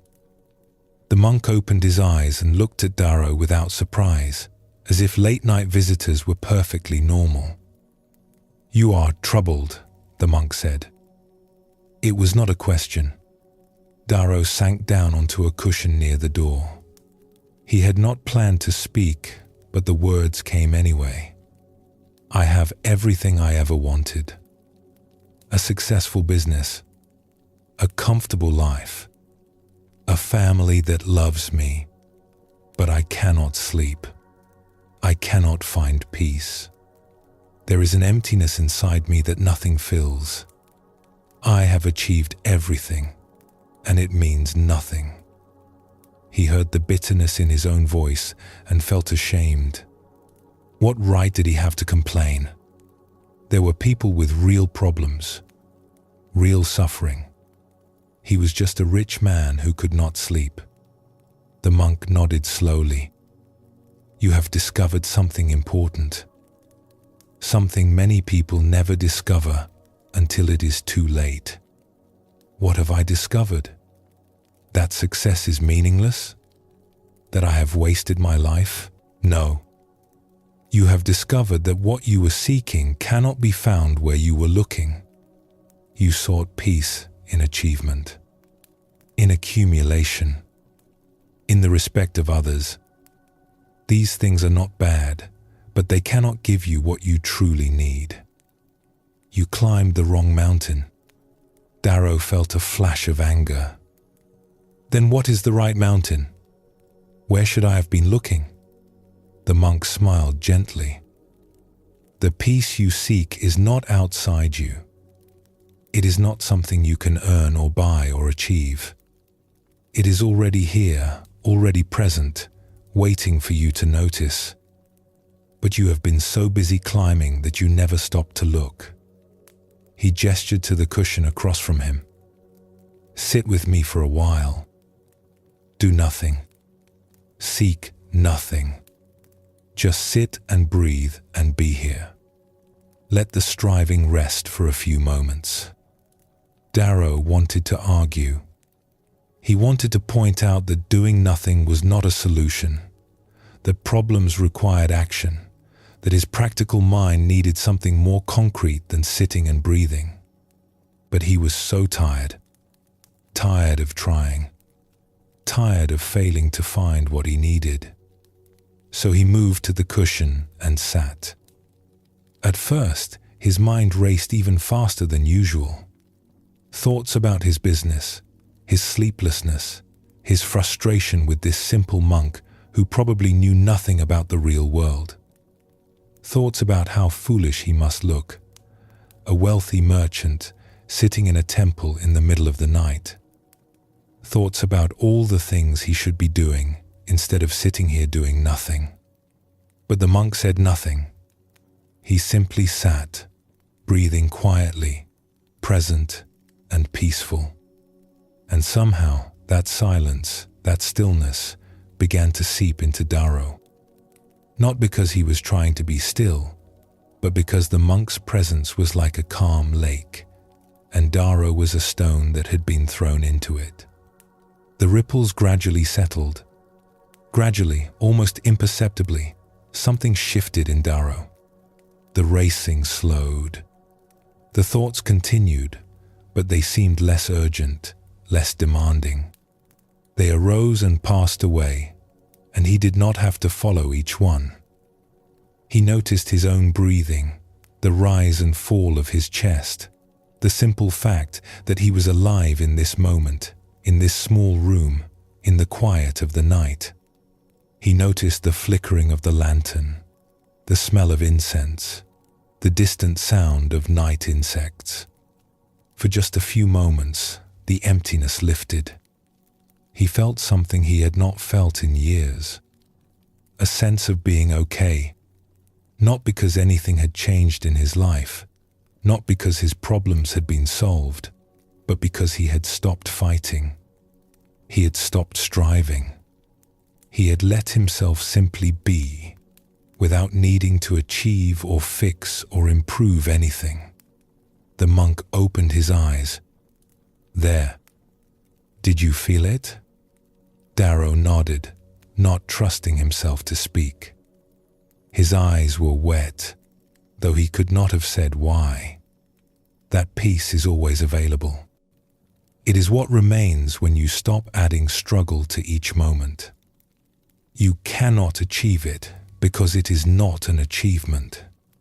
You can only allow it. You have been trying so hard to find peace that your trying itself was blocking it.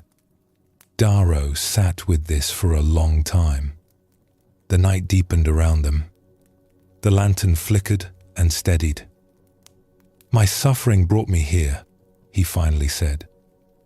If I had been sleeping well, if I had been content with my success, I would never have walked through your gate. Yes, the monk agreed. This is the gift of suffering. It shows us that the way we have been living is not working. It opens us to something new. Many people have everything you have and never question their lives. They stay comfortable and asleep. But your discomfort woke you up. It brought you here, to this moment, to this possibility. Darrow returned to the temple many times in the months that followed.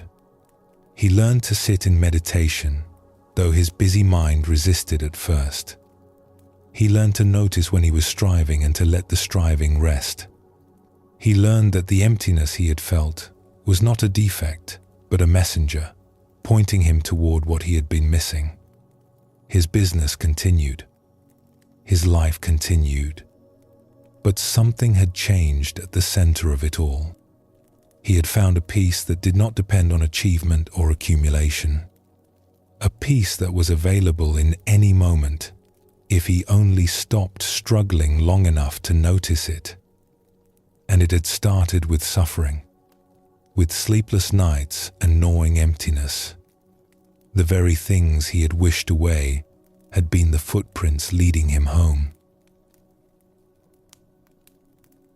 This story shows us how suffering can be a doorway rather than merely a burden.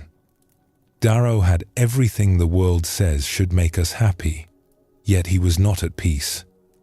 His suffering was not a sign that something was wrong with him. It was a sign that something was right. It was his deeper self, calling him toward what he truly needed, refusing to let him stay asleep in comfortable numbness.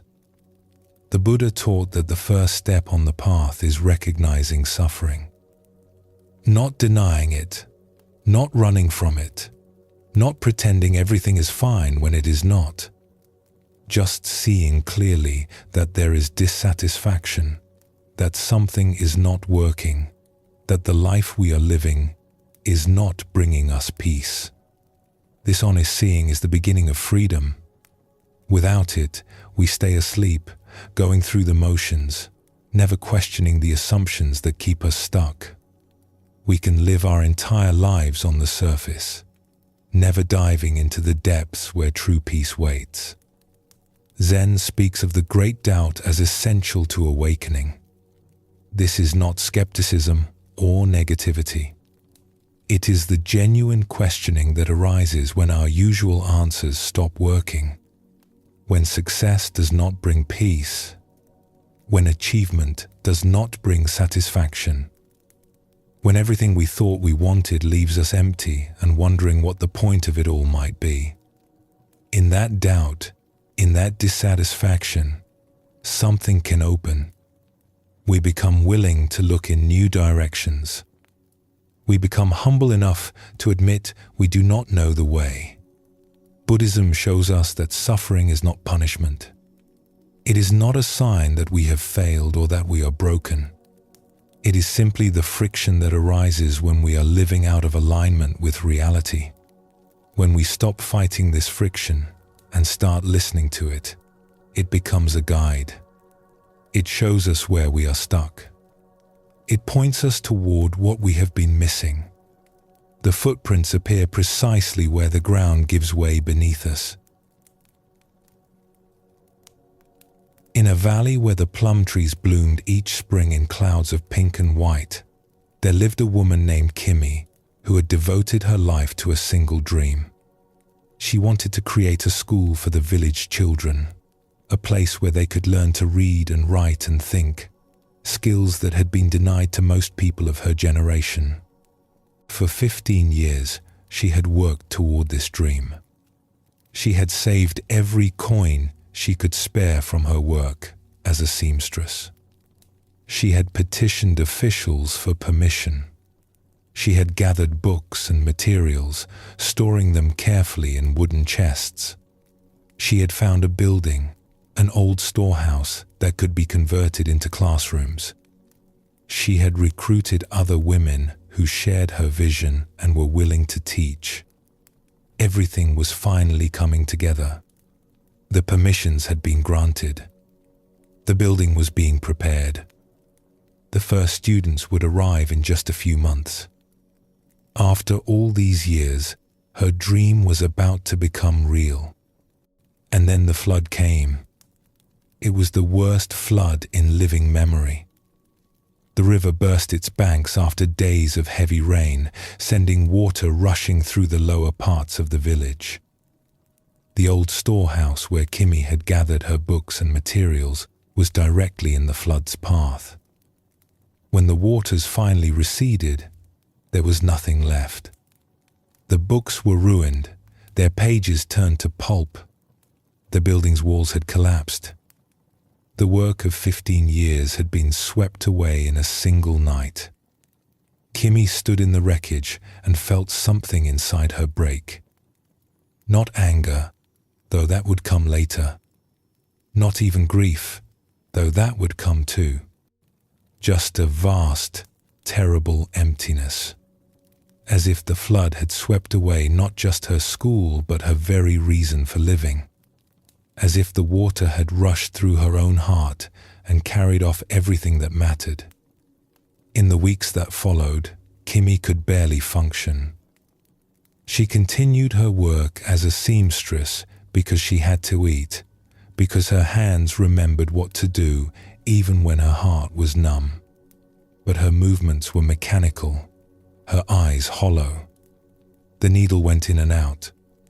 The thread pulled through. The garments took shape. But she was not really there. Friends tried to comfort her, but their words felt distant and meaningless. What could anyone say? 15 years of work, gone in a single night. A dream that had given shape to her whole adult life, destroyed by water and mud. Some friends told her to have faith that things would work out. Others told her she was strong and would rebuild. But she did not feel strong. She felt empty. She felt like the hollow shell of a person going through the motions of living. One morning, a traveling monk passed through the village. He had been on the road for many years, walking from place to place, offering teachings to whoever wished to hear. He was old and weathered, his robes patched in so many places they seemed more patched than original cloth, but his eyes held a kindness that made people want to speak to him, to share their troubles, to seek his counsel. Kimmy did not seek him out. She had no interest in teachings or philosophy. What good were words when the world had taken everything? What good was wisdom when you had lost the only thing that gave your life meaning? But the monk found her anyway, sitting outside her small home in the morning light, staring at nothing, her hands idle in her lap for once. "You have lost something precious," he said, settling onto a stone near her. Kimmy looked at him with dull eyes. "My life's work. My dream. Everything I cared about." The monk nodded. "I heard about the flood. I am sorry for what was lost. Sorry does not rebuild a school. Sorry does not bring back 15 years of work." "No," the monk agreed. "It does not. Nothing can bring back what is gone. That is the nature of things. They arise and they pass away. Even our greatest works, even our most precious dreams." Kimmy felt anger flicker inside her. "Is that your teaching? That nothing lasts, so why bother caring? I have heard such philosophy before. It brings no comfort." The monk smiled gently. "That is not my teaching. I do not say that caring is pointless. I say that loss is part of life, not a mistake or a punishment. When we resist this truth, we add suffering to suffering. But when we accept it, something surprising can happen." "What can possibly happen?" "My school is gone. My dream is dead. Dreams can die and be reborn. Buildings can be destroyed and rebuilt. The flood took your materials and your storehouse. Did it take your knowledge? Did it take your love for the children? Did it take the other women who shared your vision?" Kimmy was silent.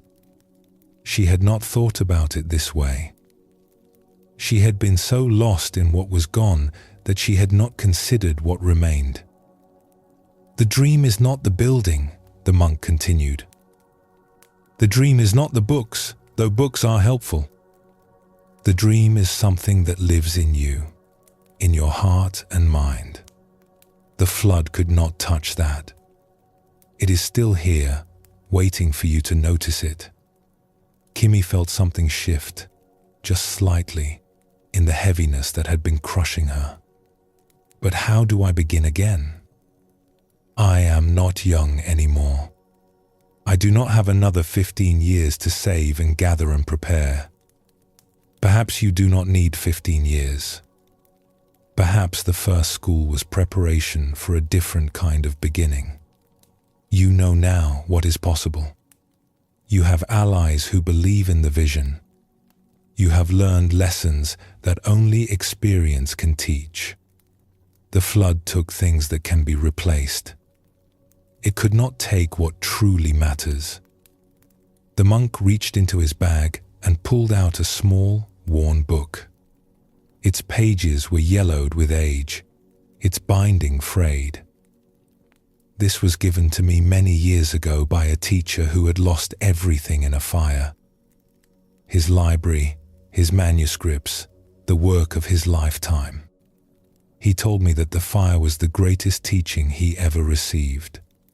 It showed him that his attachment to things had been obscuring his understanding of what truly mattered.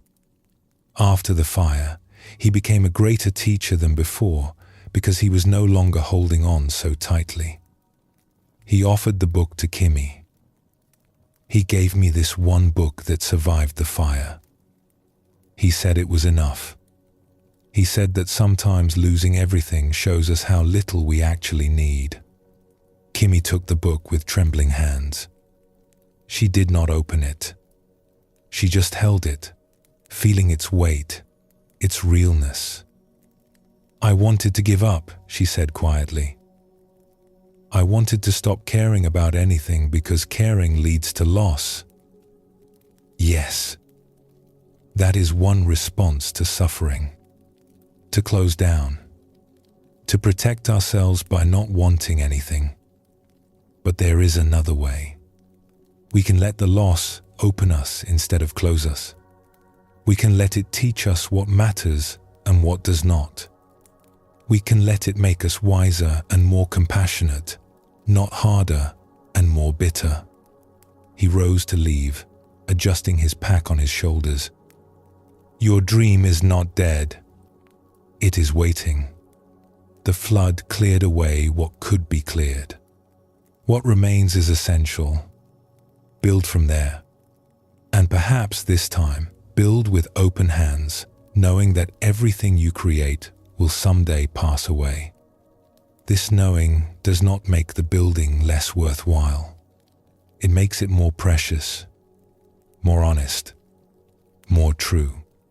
Kimmy watched him walk away down the dusty road. She sat for a long time with the old book in her hands, feeling the shift that had begun inside her. The emptiness was still there, but it was different now.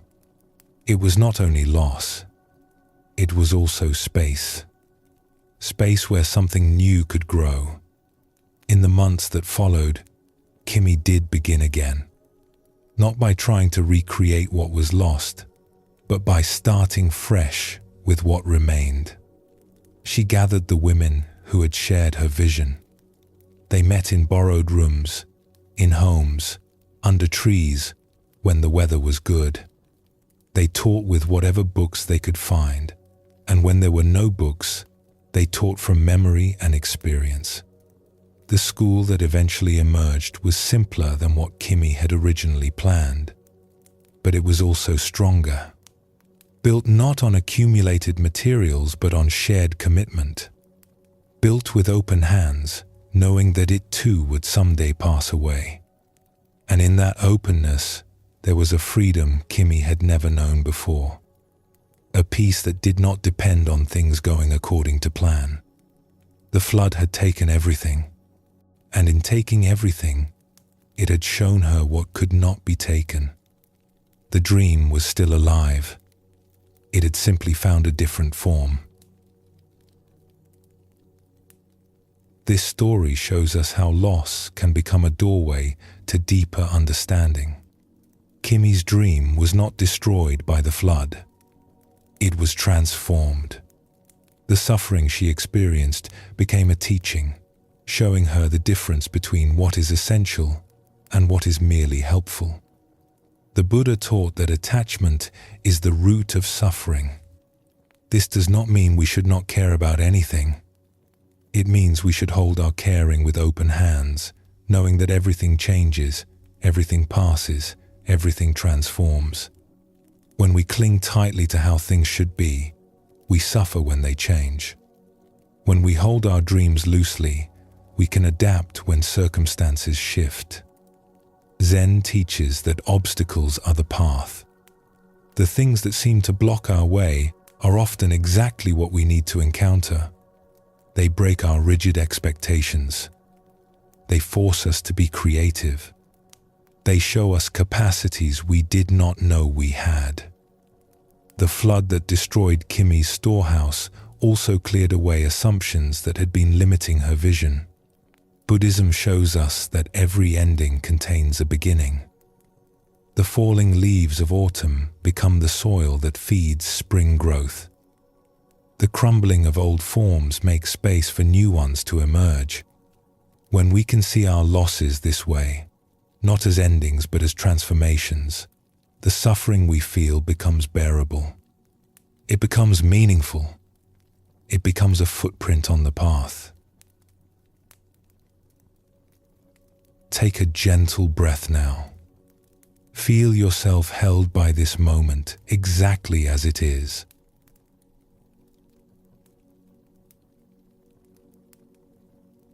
Finding the footprints is not enough. We must choose to follow them. This is where many seekers falter. They glimpse the path. They see the signs pointing toward peace. They feel the stirring of something new inside them. But then they hesitate.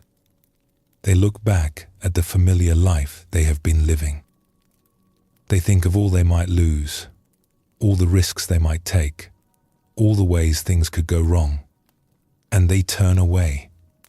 The Buddha spoke of the path as something that must be walked, not just understood, not just believed in, but actually walked. Step by step, day by day. This walking requires something from us. It requires trust. Trust that the footprints lead somewhere real. Trust that the glimpses we have seen are not illusions. Trust that we have the strength to continue even when the way grows difficult. It also requires courage. The courage to leave behind what is familiar. The courage to disappoint those who expect us to stay the same. The courage to face our own doubts and fears and keep going anyway.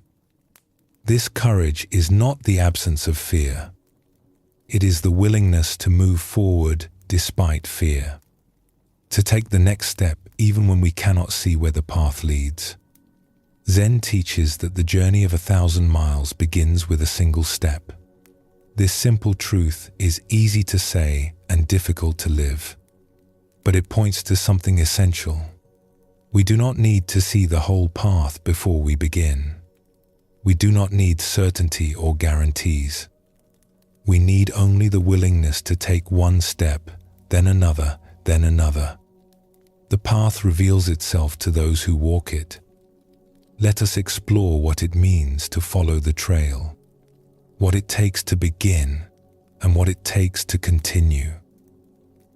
On a stretch of coast where the fishing was good and the storms were fierce, there lived a man named Borrow who had fished these waters all his life. His father had been a fisherman, and his father before him, going back generations beyond counting. Borrow knew the sea the way he knew his own hands. He knew where the fish gathered in each season. He knew how to read the clouds for coming weather. He knew the rhythms of tide and current that had governed his family's life for as long as anyone could remember. It was a good life in many ways. Honest work, fresh air, the satisfaction of bringing in a catch that would feed his village. Borrow had a wife who loved him, children who were growing strong, a place in a community that valued what he did. By any reasonable measure, He should have been content. But something had been stirring in him lately. A restlessness he could not name. A sense that there was more to life than the endless cycle of fishing and mending nets and fishing again. He had begun to notice things he had never noticed before. The way the morning light fell on the water. The strange peace that sometimes descended when he was alone on his boat, far from shore. The questions that arose in the quiet moments. Questions about meaning and purpose and what it all added up to in the end. He had overheard travelers talking about teachers in the distant mountains who taught ways to find peace. He had seen monks passing through the village, their faces calm in a way that made his heart ache with longing. He had found himself lingering at the edge of their teachings when they stopped to speak in the village square, hungry for something he could not quite name. The footprints were there. He could see them clearly now.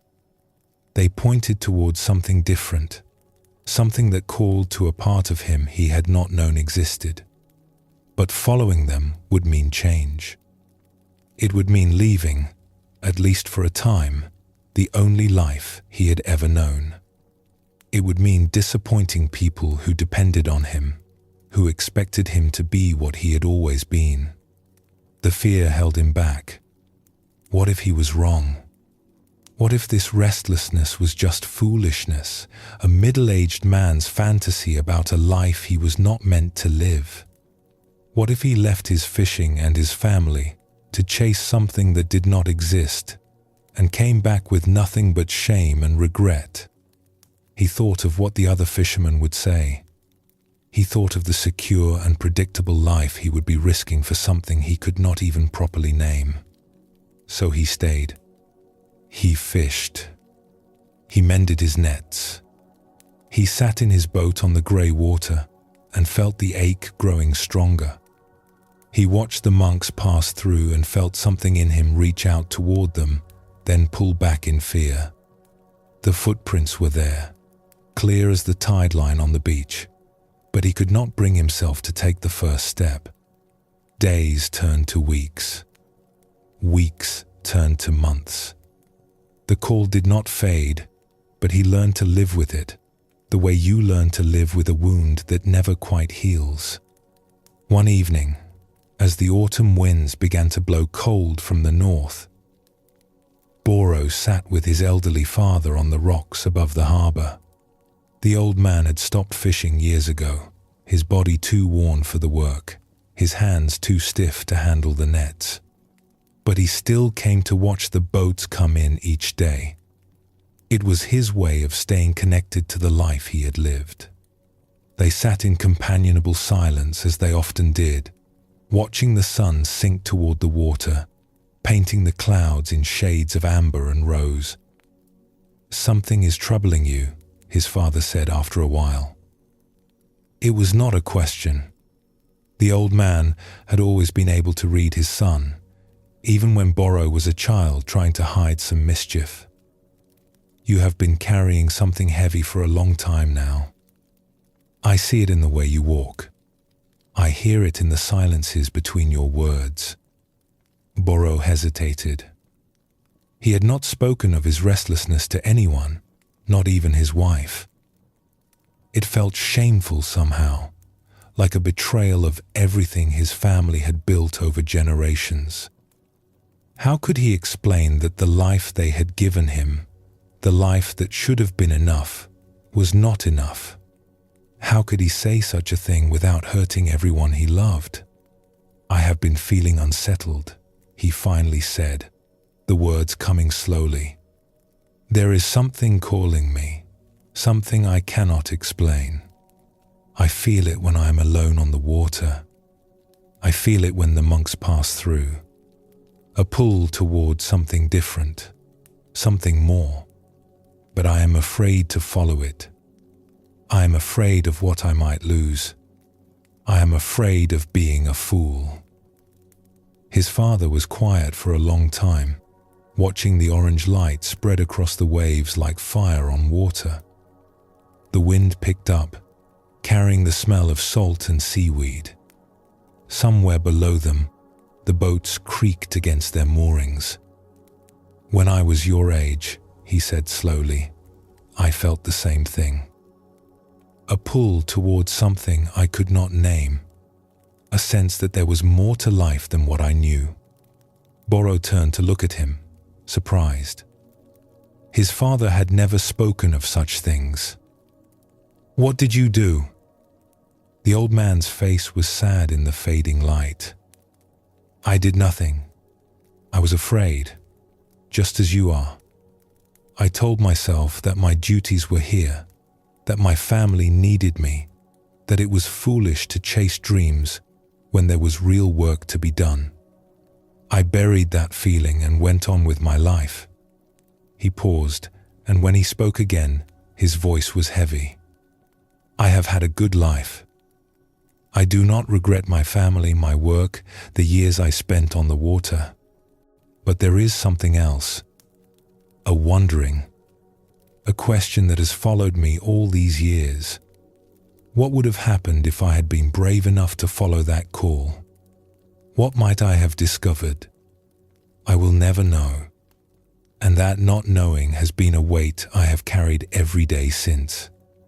He turned to face his son directly, his old eyes bright with something that might have been tears. "Do not make my mistake, Boro. Do not wait until you are old, and your body will not carry you to wonder what might have been. If something is calling you, answer it. If you have seen footprints on a path you do not understand, follow them. The fishing will still be here. Your family will still love you. But this call, this stirring in your heart, it may not wait forever. It may grow quiet if you ignore it too long, and then you will be left, as I have been left, with nothing but questions." Boro sat with his father's words long after the old man had gone to bed. He watched the stars emerge over the dark water. He felt the fear that had been holding him back, the comfortable weight of the familiar life, the 1,000 reasons to stay where he was. But he also felt something else now, the weight of his father's regret, the cost of not following, the knowledge that turning away from the call would not make it disappear. It would only add the burden of wandering to all the other burdens he carried. The next morning, Boro spoke with his wife. He told her everything he had been feeling, everything he had been afraid to say. She listened without interrupting, and when he finished, she took his hands in hers. "I have seen this in you," she said. "I have watched you become more distant, more troubled. I did not know what was causing it, but I knew something was pulling at you." She squeezed his hands. "Go. Find what you are looking for. We will be here when you return. And perhaps you will come back with something that helps all of us." Boro left the next week. He did not know where he was going exactly, only the direction. Toward the mountains, toward the teachers he had heard about, toward whatever was calling him. The journey was harder than he expected. He was used to the sea, not the land. His legs ached from walking paths that went up instead of rolling with waves. He slept in strange places and ate unfamiliar food. There were moments when he wanted to turn back, when the fear rose up and told him he was a fool for leaving everything he knew. But he kept walking. One step, then another, following the footprints he had finally decided to trust. This story shows us what it costs to begin and what it costs not to begin. Boro's father carried the weight of an unanswered call for his entire life. That weight shaped him in ways he could not fully see until he was old and looking back. His gift to his son was the honesty to share this regret, to say what he had never said before. In doing so, he gave Boro something precious, the chance to choose differently. The Buddha left his palace and his family to seek the truth. This was not abandonment or selfishness. It was following a call so strong that ignoring it would have been a kind of death, a slow suffocation of the spirit. Many of us feel smaller versions of this call, a pull toward something we cannot name, a restlessness that will not be satisfied by the life we are living, a sense that we are meant for something more, though we cannot say what. The question is whether we will have the courage to follow. Zen teaches that hesitation is itself a form of answer. When we see the footprints and do not follow, we are choosing. We are choosing the familiar over the unknown, the comfortable over the challenging, the life we have over the life that might be possible. This is not necessarily wrong. There are times when staying is the right choice, when duty and love require us to remain where we are. But we should make this choice consciously, knowing what we are choosing and what we are releasing. Boro's father did not choose consciously. He let fear decide for him, and he lived with the wondering for the rest of his days. Buddhism shows us that the path requires commitment, not blind faith that ignores doubt, but a willingness to take the next step, even when we cannot see where it leads. This commitment is tested again and again as we walk. The doubts return. The fears arise. The old life calls us back, with its promise of comfort and familiarity. Each time, we must choose again. Each time, we must find the courage to continue. The footprints do not carry us. We must walk them ourselves, one step at a time, trusting that the path will support us. In a village nestled among hills covered with tea plants, there lived a young woman named Pira, who had always been different from the others. While her friends were content with the life the village offered, Pira was always asking questions. Why were things the way they were? What lay beyond the hills? Was there more to life than planting and harvesting and growing old in the same place where you were born?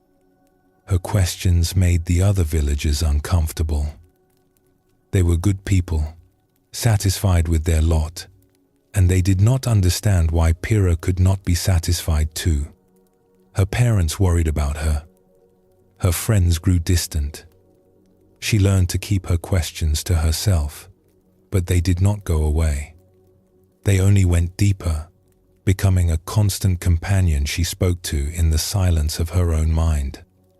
When Pira was 19, a teacher passed through the village. She was an older woman who traveled from place to place, sharing teachings about the nature of mind and the possibility of peace. She stayed for 3 days, speaking to whoever wished to listen. Most of the villagers came once out of curiosity and did not return.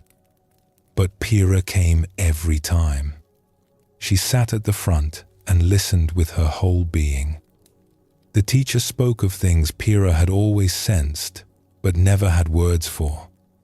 The restlessness that comes from seeking happiness in things that cannot provide it. The peace that becomes available when we stop struggling against the way things are. The path that countless seekers had walked before, leaving footprints for those who came after. On the last evening, Pira approached the teacher as she was preparing to leave. "I want to learn more," Pira said. "I want to follow this path you speak of, but I do not know how. I am just a village girl. I have no money, no connections, no special abilities." The teacher looked at her with kind, steady eyes. The path does not require money or connections. It requires only sincerity, the willingness to question, to learn, to change. You have this already. I can see it in you. But where do I go? What do I do? There is a community of practitioners in the town of Shenmu, 3 weeks walk from here. They accept anyone who comes with a sincere heart. Go there. Tell them I sent you. Begin your training. The rest will unfold as it needs to. Pira felt excitement and terror in equal measure. 3 weeks walk, alone, to a place she had never seen, to live among strangers, to pursue something her family and friends would not understand. I am afraid, she admitted. The teacher smiled. Of course you are. Fear is natural when we face the unknown. But fear is not a reason to stay where we are. It is just a feeling, like any other feeling. It arises and it passes. You do not have to obey it. You can feel the fear and take the step anyway.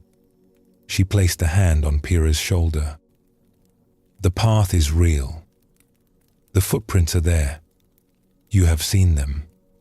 Now you must decide whether you will follow them or spend your life wondering what might have been.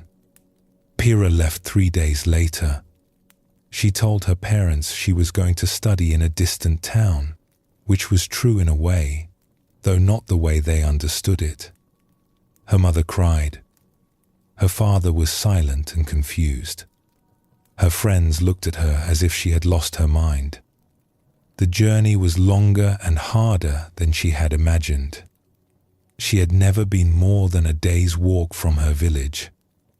The world she knew was small and familiar, bounded by the tea-covered hills she had looked at every day of her life.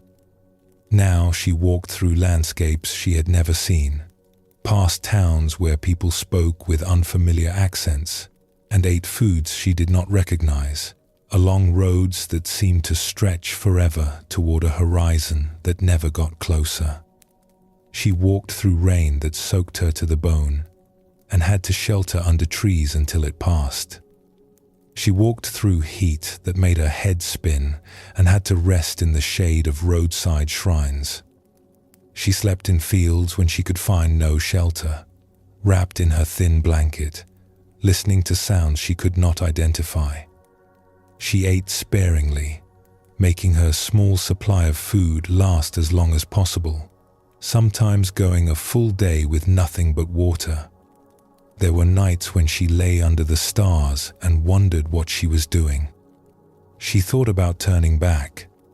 She thought about the comfortable life she had left behind, the warmth of her mother's kitchen, the safety of the familiar, the ease of being what everyone expected her to be.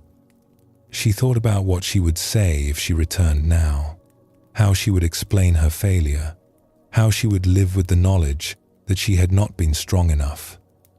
The fear came in waves, sometimes so strong she could barely breathe. It whispered to her in the darkness. It told her she was foolish, that she was not special, that the teacher had been wrong to see something in her, that she would arrive at Shenmu and be turned away, that she would end up alone and lost with nowhere to go. But she kept walking. Each morning, no matter how she felt, she rose and took the first step, then the next, then the next. She remembered what the teacher had said. Fear is just a feeling. It arises and it passes. You do not have to obey it. Somewhere in the second week, something began to shift. The fear did not disappear, but it became smaller, less commanding, just one voice among many, instead of the only voice. Pira realized that she had been afraid her whole life. Afraid of her own questions. Afraid of being different. Afraid of wanting something her world did not understand. Afraid of discovering that she was wrong about everything. The walking was teaching her that she could feel afraid and still move forward. That courage was not the absence of fear, but the willingness to act despite it. That her legs would carry her even when her heart was trembling. When she finally arrived at Shenmu, exhausted, and travel-worn, she found the community the teacher had described. Simple buildings around a courtyard, people in plain robes going about their work with a quiet purposefulness. When she explained who had sent her, she was welcomed with warmth and given a place to stay. The training was difficult. There were hours of sitting in meditation when her legs ached and her mind raced. There were teachings she did not understand and practices that seemed pointless. There were moments when she felt completely lost, when she wondered if she had made a terrible mistake. But she stayed. She sat through the difficulty. She asked questions when she did not understand. She let herself not know, let herself be a beginner, let herself fail and try again. Slowly, over months that stretched into years, something began to change in her. The restlessness that had driven her all her life began to settle. The questions that had tormented her began to find, if not answers, then a different relationship. She was not the same person who had left the village. She was becoming something new. And it had all started with a decision to follow the footprints. A decision to trust that the path was real, even when she could not see where it led. A decision to take one step, then another, until the journey became her life. This story shows us what persistence looks like on the path. Pira did not find instant answers or immediate peace. She found difficulty, doubt, and moments when turning back seemed like the only sensible choice. She found exhaustion and loneliness and fear. But she kept walking. She kept showing up. She let the path shape her, even when the shaping was painful. And slowly, through the simple act of continuing, she became someone new. The Buddha taught that the path is gradual. We do not leap from confusion to clarity in a single bound. We take many small steps, each one building on the one before. There are setbacks and difficulties. There are times when we seem to be going backward instead of forward, when the progress we thought we made dissolves into doubt. But if we keep walking, if we keep following the footprints, we slowly become different. We slowly become free. The transformation happens not in spite of the difficulty, but through it. Zen emphasizes just this: showing up. The elaborate philosophies and profound experiences matter less than the simple act of continuing. Sitting when you do not want to sit. Walking when your legs are tired. Staying with the practice when it seems pointless and you cannot remember why you started. This persistence is not glamorous. It does not make for exciting stories, but it is what actually works. It is what actually transforms us. The path reveals itself to those who walk it, not to those who merely think about walking. Buddhism shows us that trust deepens through walking. At the beginning, we follow the footprints with little more than hope and longing. We trust because we have glimpsed something, because something calls us, because staying where we are has become unbearable. But as we walk, as we persist through difficulty, the trust becomes something more solid. We see that the path is real because we are living it. We know that peace is possible because we are beginning to taste it. The footprints we followed on faith become the ground beneath our feet. What was hope becomes knowledge. What was belief becomes experience. Take a gentle breath now and just pause for a moment.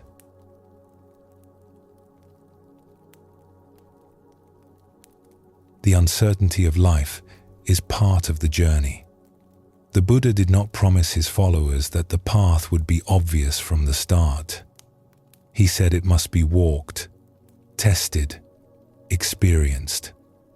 The truth reveals itself through living, not through belief alone. We take steps in the dark, trusting that light will come. And gradually, it does. As we walk, as we continue following the signs we have glimpsed, something begins to change. The footprints that seemed so faint become clearer. The path that felt imaginary becomes solid beneath our feet. We look back at where we have been and see, with growing wonder, that the trail was there all along. Every step we took was on the path, even the steps we thought were mistakes. Every doubt we felt was part of the journey. Every moment of confusion was leading us forward. This is how the path becomes real. Not all at once, but gradually, through the accumulated evidence of our own experience. We began with hope. We continue with something stronger, a knowing that comes not from books or teachers, but from walking the ground ourselves. Zen speaks of this as the confirmation that arises from practice. We hear the teachings and we wonder if they are true. We try the practices and we doubt whether they are working. But if we persist, if we keep following the footprints, there comes a time when we no longer wonder. We know, not because someone told us, but because we have lived it. The path that seemed like a possibility becomes the path we are walking. The peace that seemed like a distant dream becomes the peace we are beginning to taste. Tonight, as we come to the end of our journey together, let us explore how the path becomes real. In a town where the river met the sea, there lived a tea house owner named Nori, who had been following the footprints for many years. She had not always been a seeker. For the first half of her life, she had been like most people, busy with the demands of daily existence, too occupied to wonder about deeper things. She had inherited the tea house from her mother, who had inherited it from her mother before her. It was a modest place, a few low tables in a room overlooking the water, where travelers and locals came to rest and drink tea and watch the boats pass by. Nori had run it capably, serving her customers with efficiency, if not particular warmth. It was work. It paid the bills. It filled the hours. She did not expect more from it than that. The change had begun quietly, so quietly she almost did not notice. It started with a regular customer, an elderly man who came each afternoon to sit by the window and drink his tea in silence. He was unremarkable in most ways. His clothes were simple. His face was weathered by years. He never said much, just ordered his tea, watched the water, and sat in a stillness that seemed to fill the space around him. Nori had served many customers over the years, but something about this man was different. When she brought him his tea, she felt herself slow down. The rush that usually propelled her through her days would ease for a moment. She would set down the cup and feel, just briefly, as if nothing else existed. Just this moment. Just this cup. Just this quiet man looking out at the river. She began to look forward to his visits. Not because they talked, for they rarely exchanged more than a few words, but because, in his presence, something in her settled. The endless chatter in her mind would quiet. The worries that usually crowded her thoughts would recede. She felt more herself, though she could not have explained what that meant. One afternoon, after months of these silent visits, Nori gathered the courage to ask him a question. "Forgive me," she said, setting down his tea. But I have noticed something about you. You seem so peaceful, so at ease. I have run this tea house for 20 years, and I have never seen anyone sit the way you sit. What do you know that I do not?" The old man looked at her with kind eyes. He was quiet for a moment, as if considering whether to speak. "I have been practicing for a long time," he finally said. "Watching my mind, learning to be present, following footprints that were left by those who came before me." "Practicing what?" "Following what footprints?" He smiled gently.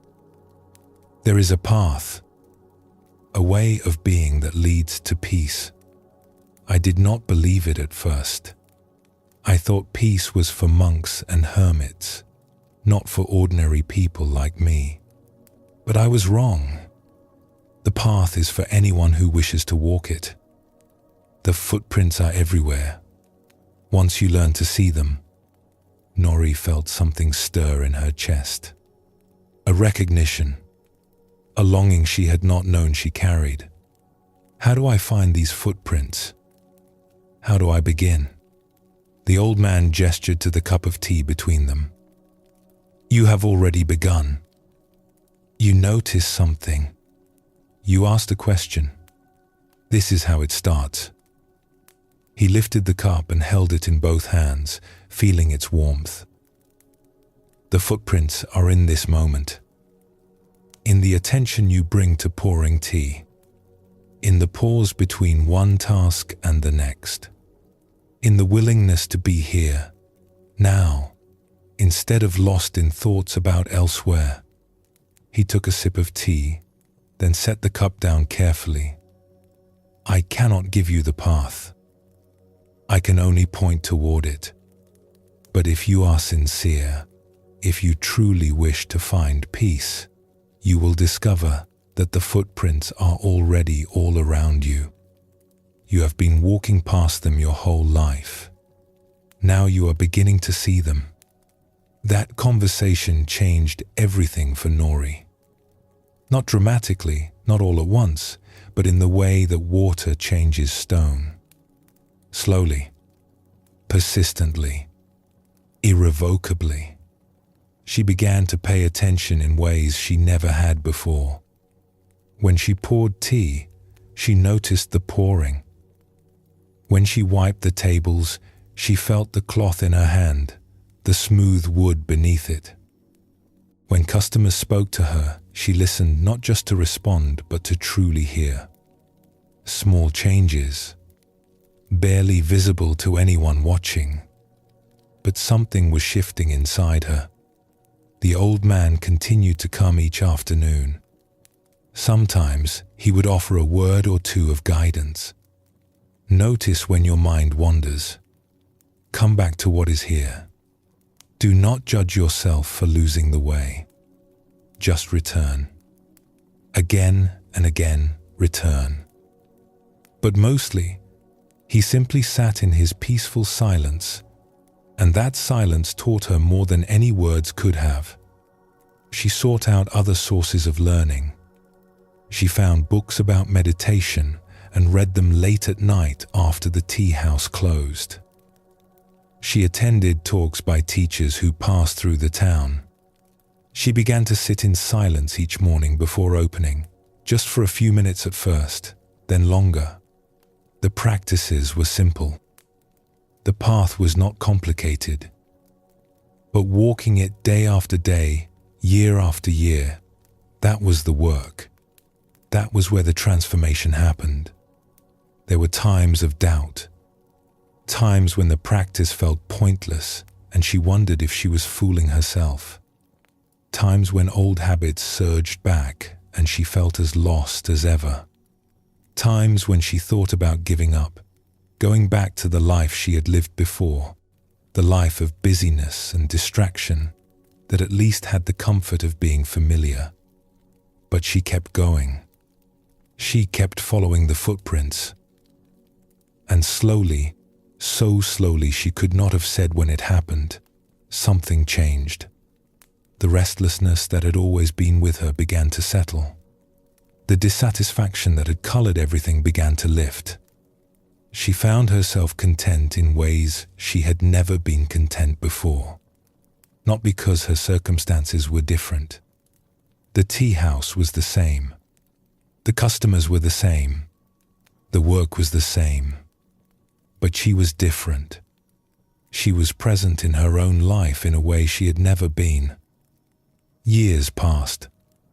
The old man eventually stopped coming. Nori heard that he had moved to the mountains to spend his final years in a small hermitage. She never saw him again, but she did not need to. He had given her the gift of pointing, and she had walked far enough on the path that she no longer needed someone to show her the way. One evening, a young traveler stopped at her tea house. She was weary from the road, her clothes dusty, her face tight with some unnamed worry. Nori served her tea and sat with her for a moment, as she often did now with customers who seemed to need company. "You seem troubled," Nori said gently. The young woman looked up with tired eyes. "I am searching for something. I do not even know what. I just know that life as I have been living it is not enough. I feel like there must be more, but I do not know where to find it." Nori smiled.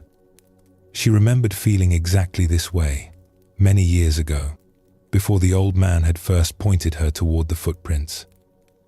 "Tell me," she said, "have you ever noticed how it feels to truly pay attention to something?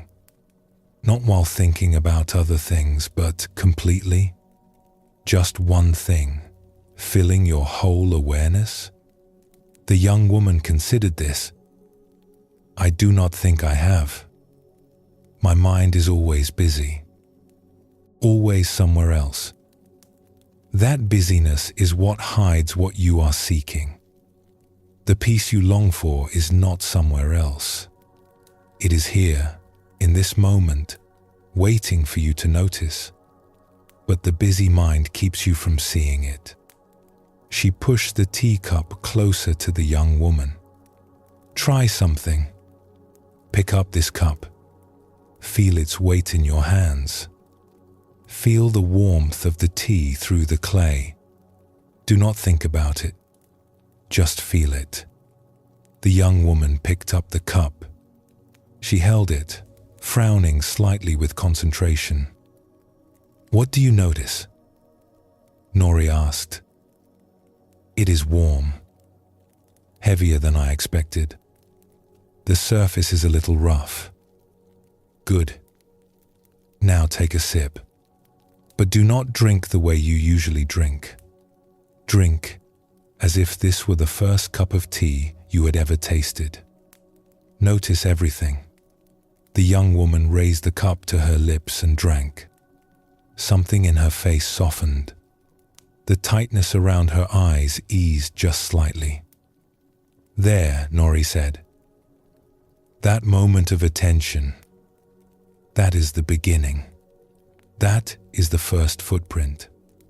The path you are seeking starts right here, with something as simple as truly tasting your tea." The young woman looked at her with wonder. "But how does drinking tea lead to peace? How does noticing things change anything?" Nori laughed softly. "I asked the same question many years ago. A wise man told me that the footprints are everywhere, once you learn to see them. I did not understand what he meant, but I followed his guidance. I practiced noticing. I practiced being here. And over time, slowly, the path became clear." She gestured to the tea house around them, the simple wooden walls, the view of the river in the fading light, the steam rising from the pot. "I have run this tea house for over 30 years now. The work has not changed, but I have changed. I used to serve tea while thinking about 100 other things. Now I serve tea. Just this cup. Just this customer. just this moment. And in that simplicity, there is peace. Not because the circumstances are special, but because I am finally here to experience them. The young woman was quiet for a long moment. How do I continue? How do I find more footprints? You pay attention. You notice when your mind pulls you away, and you come back. Again and again, you come back to what is here. That is the whole practice. It sounds simple, and it is simple, but it is also the work of a lifetime. Each time you return to the present moment, you are taking a step on the path. Each moment of true attention is a footprint showing you the way. Nori rose to attend to another customer who had just arrived. But before she left, she placed her hand briefly on the young woman's shoulder. "The path is real," she said. "I know because I have walked it. The peace you seek is real. I know because I have found it. Not perfectly, not completely, but enough to know it exists. Enough to know that every step you take toward it is worthwhile." She smiled. "You came here looking for something. Perhaps you have found the first footprint. Trust the path. It has been walked by countless seekers before you, and it will be walked by countless more after. You are not alone on this journey." This story shows us where the path can lead. Nori began where many of us begin, with a glimpse, a question, a longing for something more. She followed the footprints with patience and persistence, through doubt and difficulty, for many years. And what she found was not a dramatic transformation, but a quiet revolution. She became present in her own life. She found peace not by escaping her circumstances, but by fully inhabiting them. The Buddha taught that the path is available to everyone, not just monks or scholars or those with special gifts. Anyone who sincerely follows the footprints can find what Nori found. The peace that comes from presence, the freedom that comes from no longer running away from this moment, the simple joy of being fully here, now, in whatever life offers. Zen shows us that the extraordinary is hidden in the ordinary. Serving tea, wiping tables, watching boats pass on the river. These simple activities become doorways to awakening when we bring our full attention to them. We do not need to seek far away. We do not need to climb distant mountains or find secret teachings. The path is here. The footprints are in this very moment, waiting for us to see them. Buddhism teaches that the journey has no final destination, only deepening. Nori did not arrive at some point where the practice was complete and she could stop. She continued walking, continued paying attention, continued returning to the present moment. This is the nature of the path. It is not about reaching an end. It is about walking with ever greater presence, ever deeper peace, ever more complete engagement with the life we have been given. The footprints that seemed so faint at the beginning of our journey tonight have become clearer. The path that seemed uncertain has revealed itself.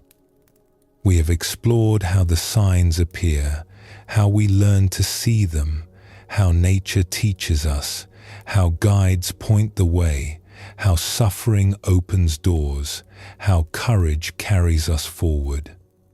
And now we see that all of this leads to something real, a peace that can be lived, a presence that can be practiced, a path that becomes more solid with every step we take.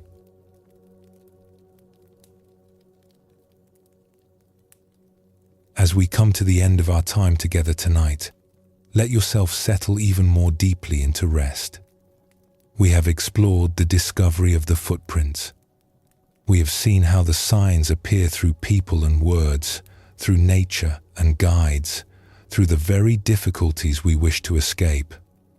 We have felt what it means to learn, to see, to find the courage to follow, to persist when the way grows hard. And we have arrived at the simple truth that the path is real. It has been walked by countless seekers before us, and it waits for us now, clear and patient, ready to receive our next step. You do not need to remember all of this. The stories and teachings have done their work. They have settled into you like seeds falling onto quiet earth. In their own time, in their own way, they will grow. For now, there is nothing more to do. The footprints have been found. The direction is clear. You can rest now, trusting that the path will still be there when you wake.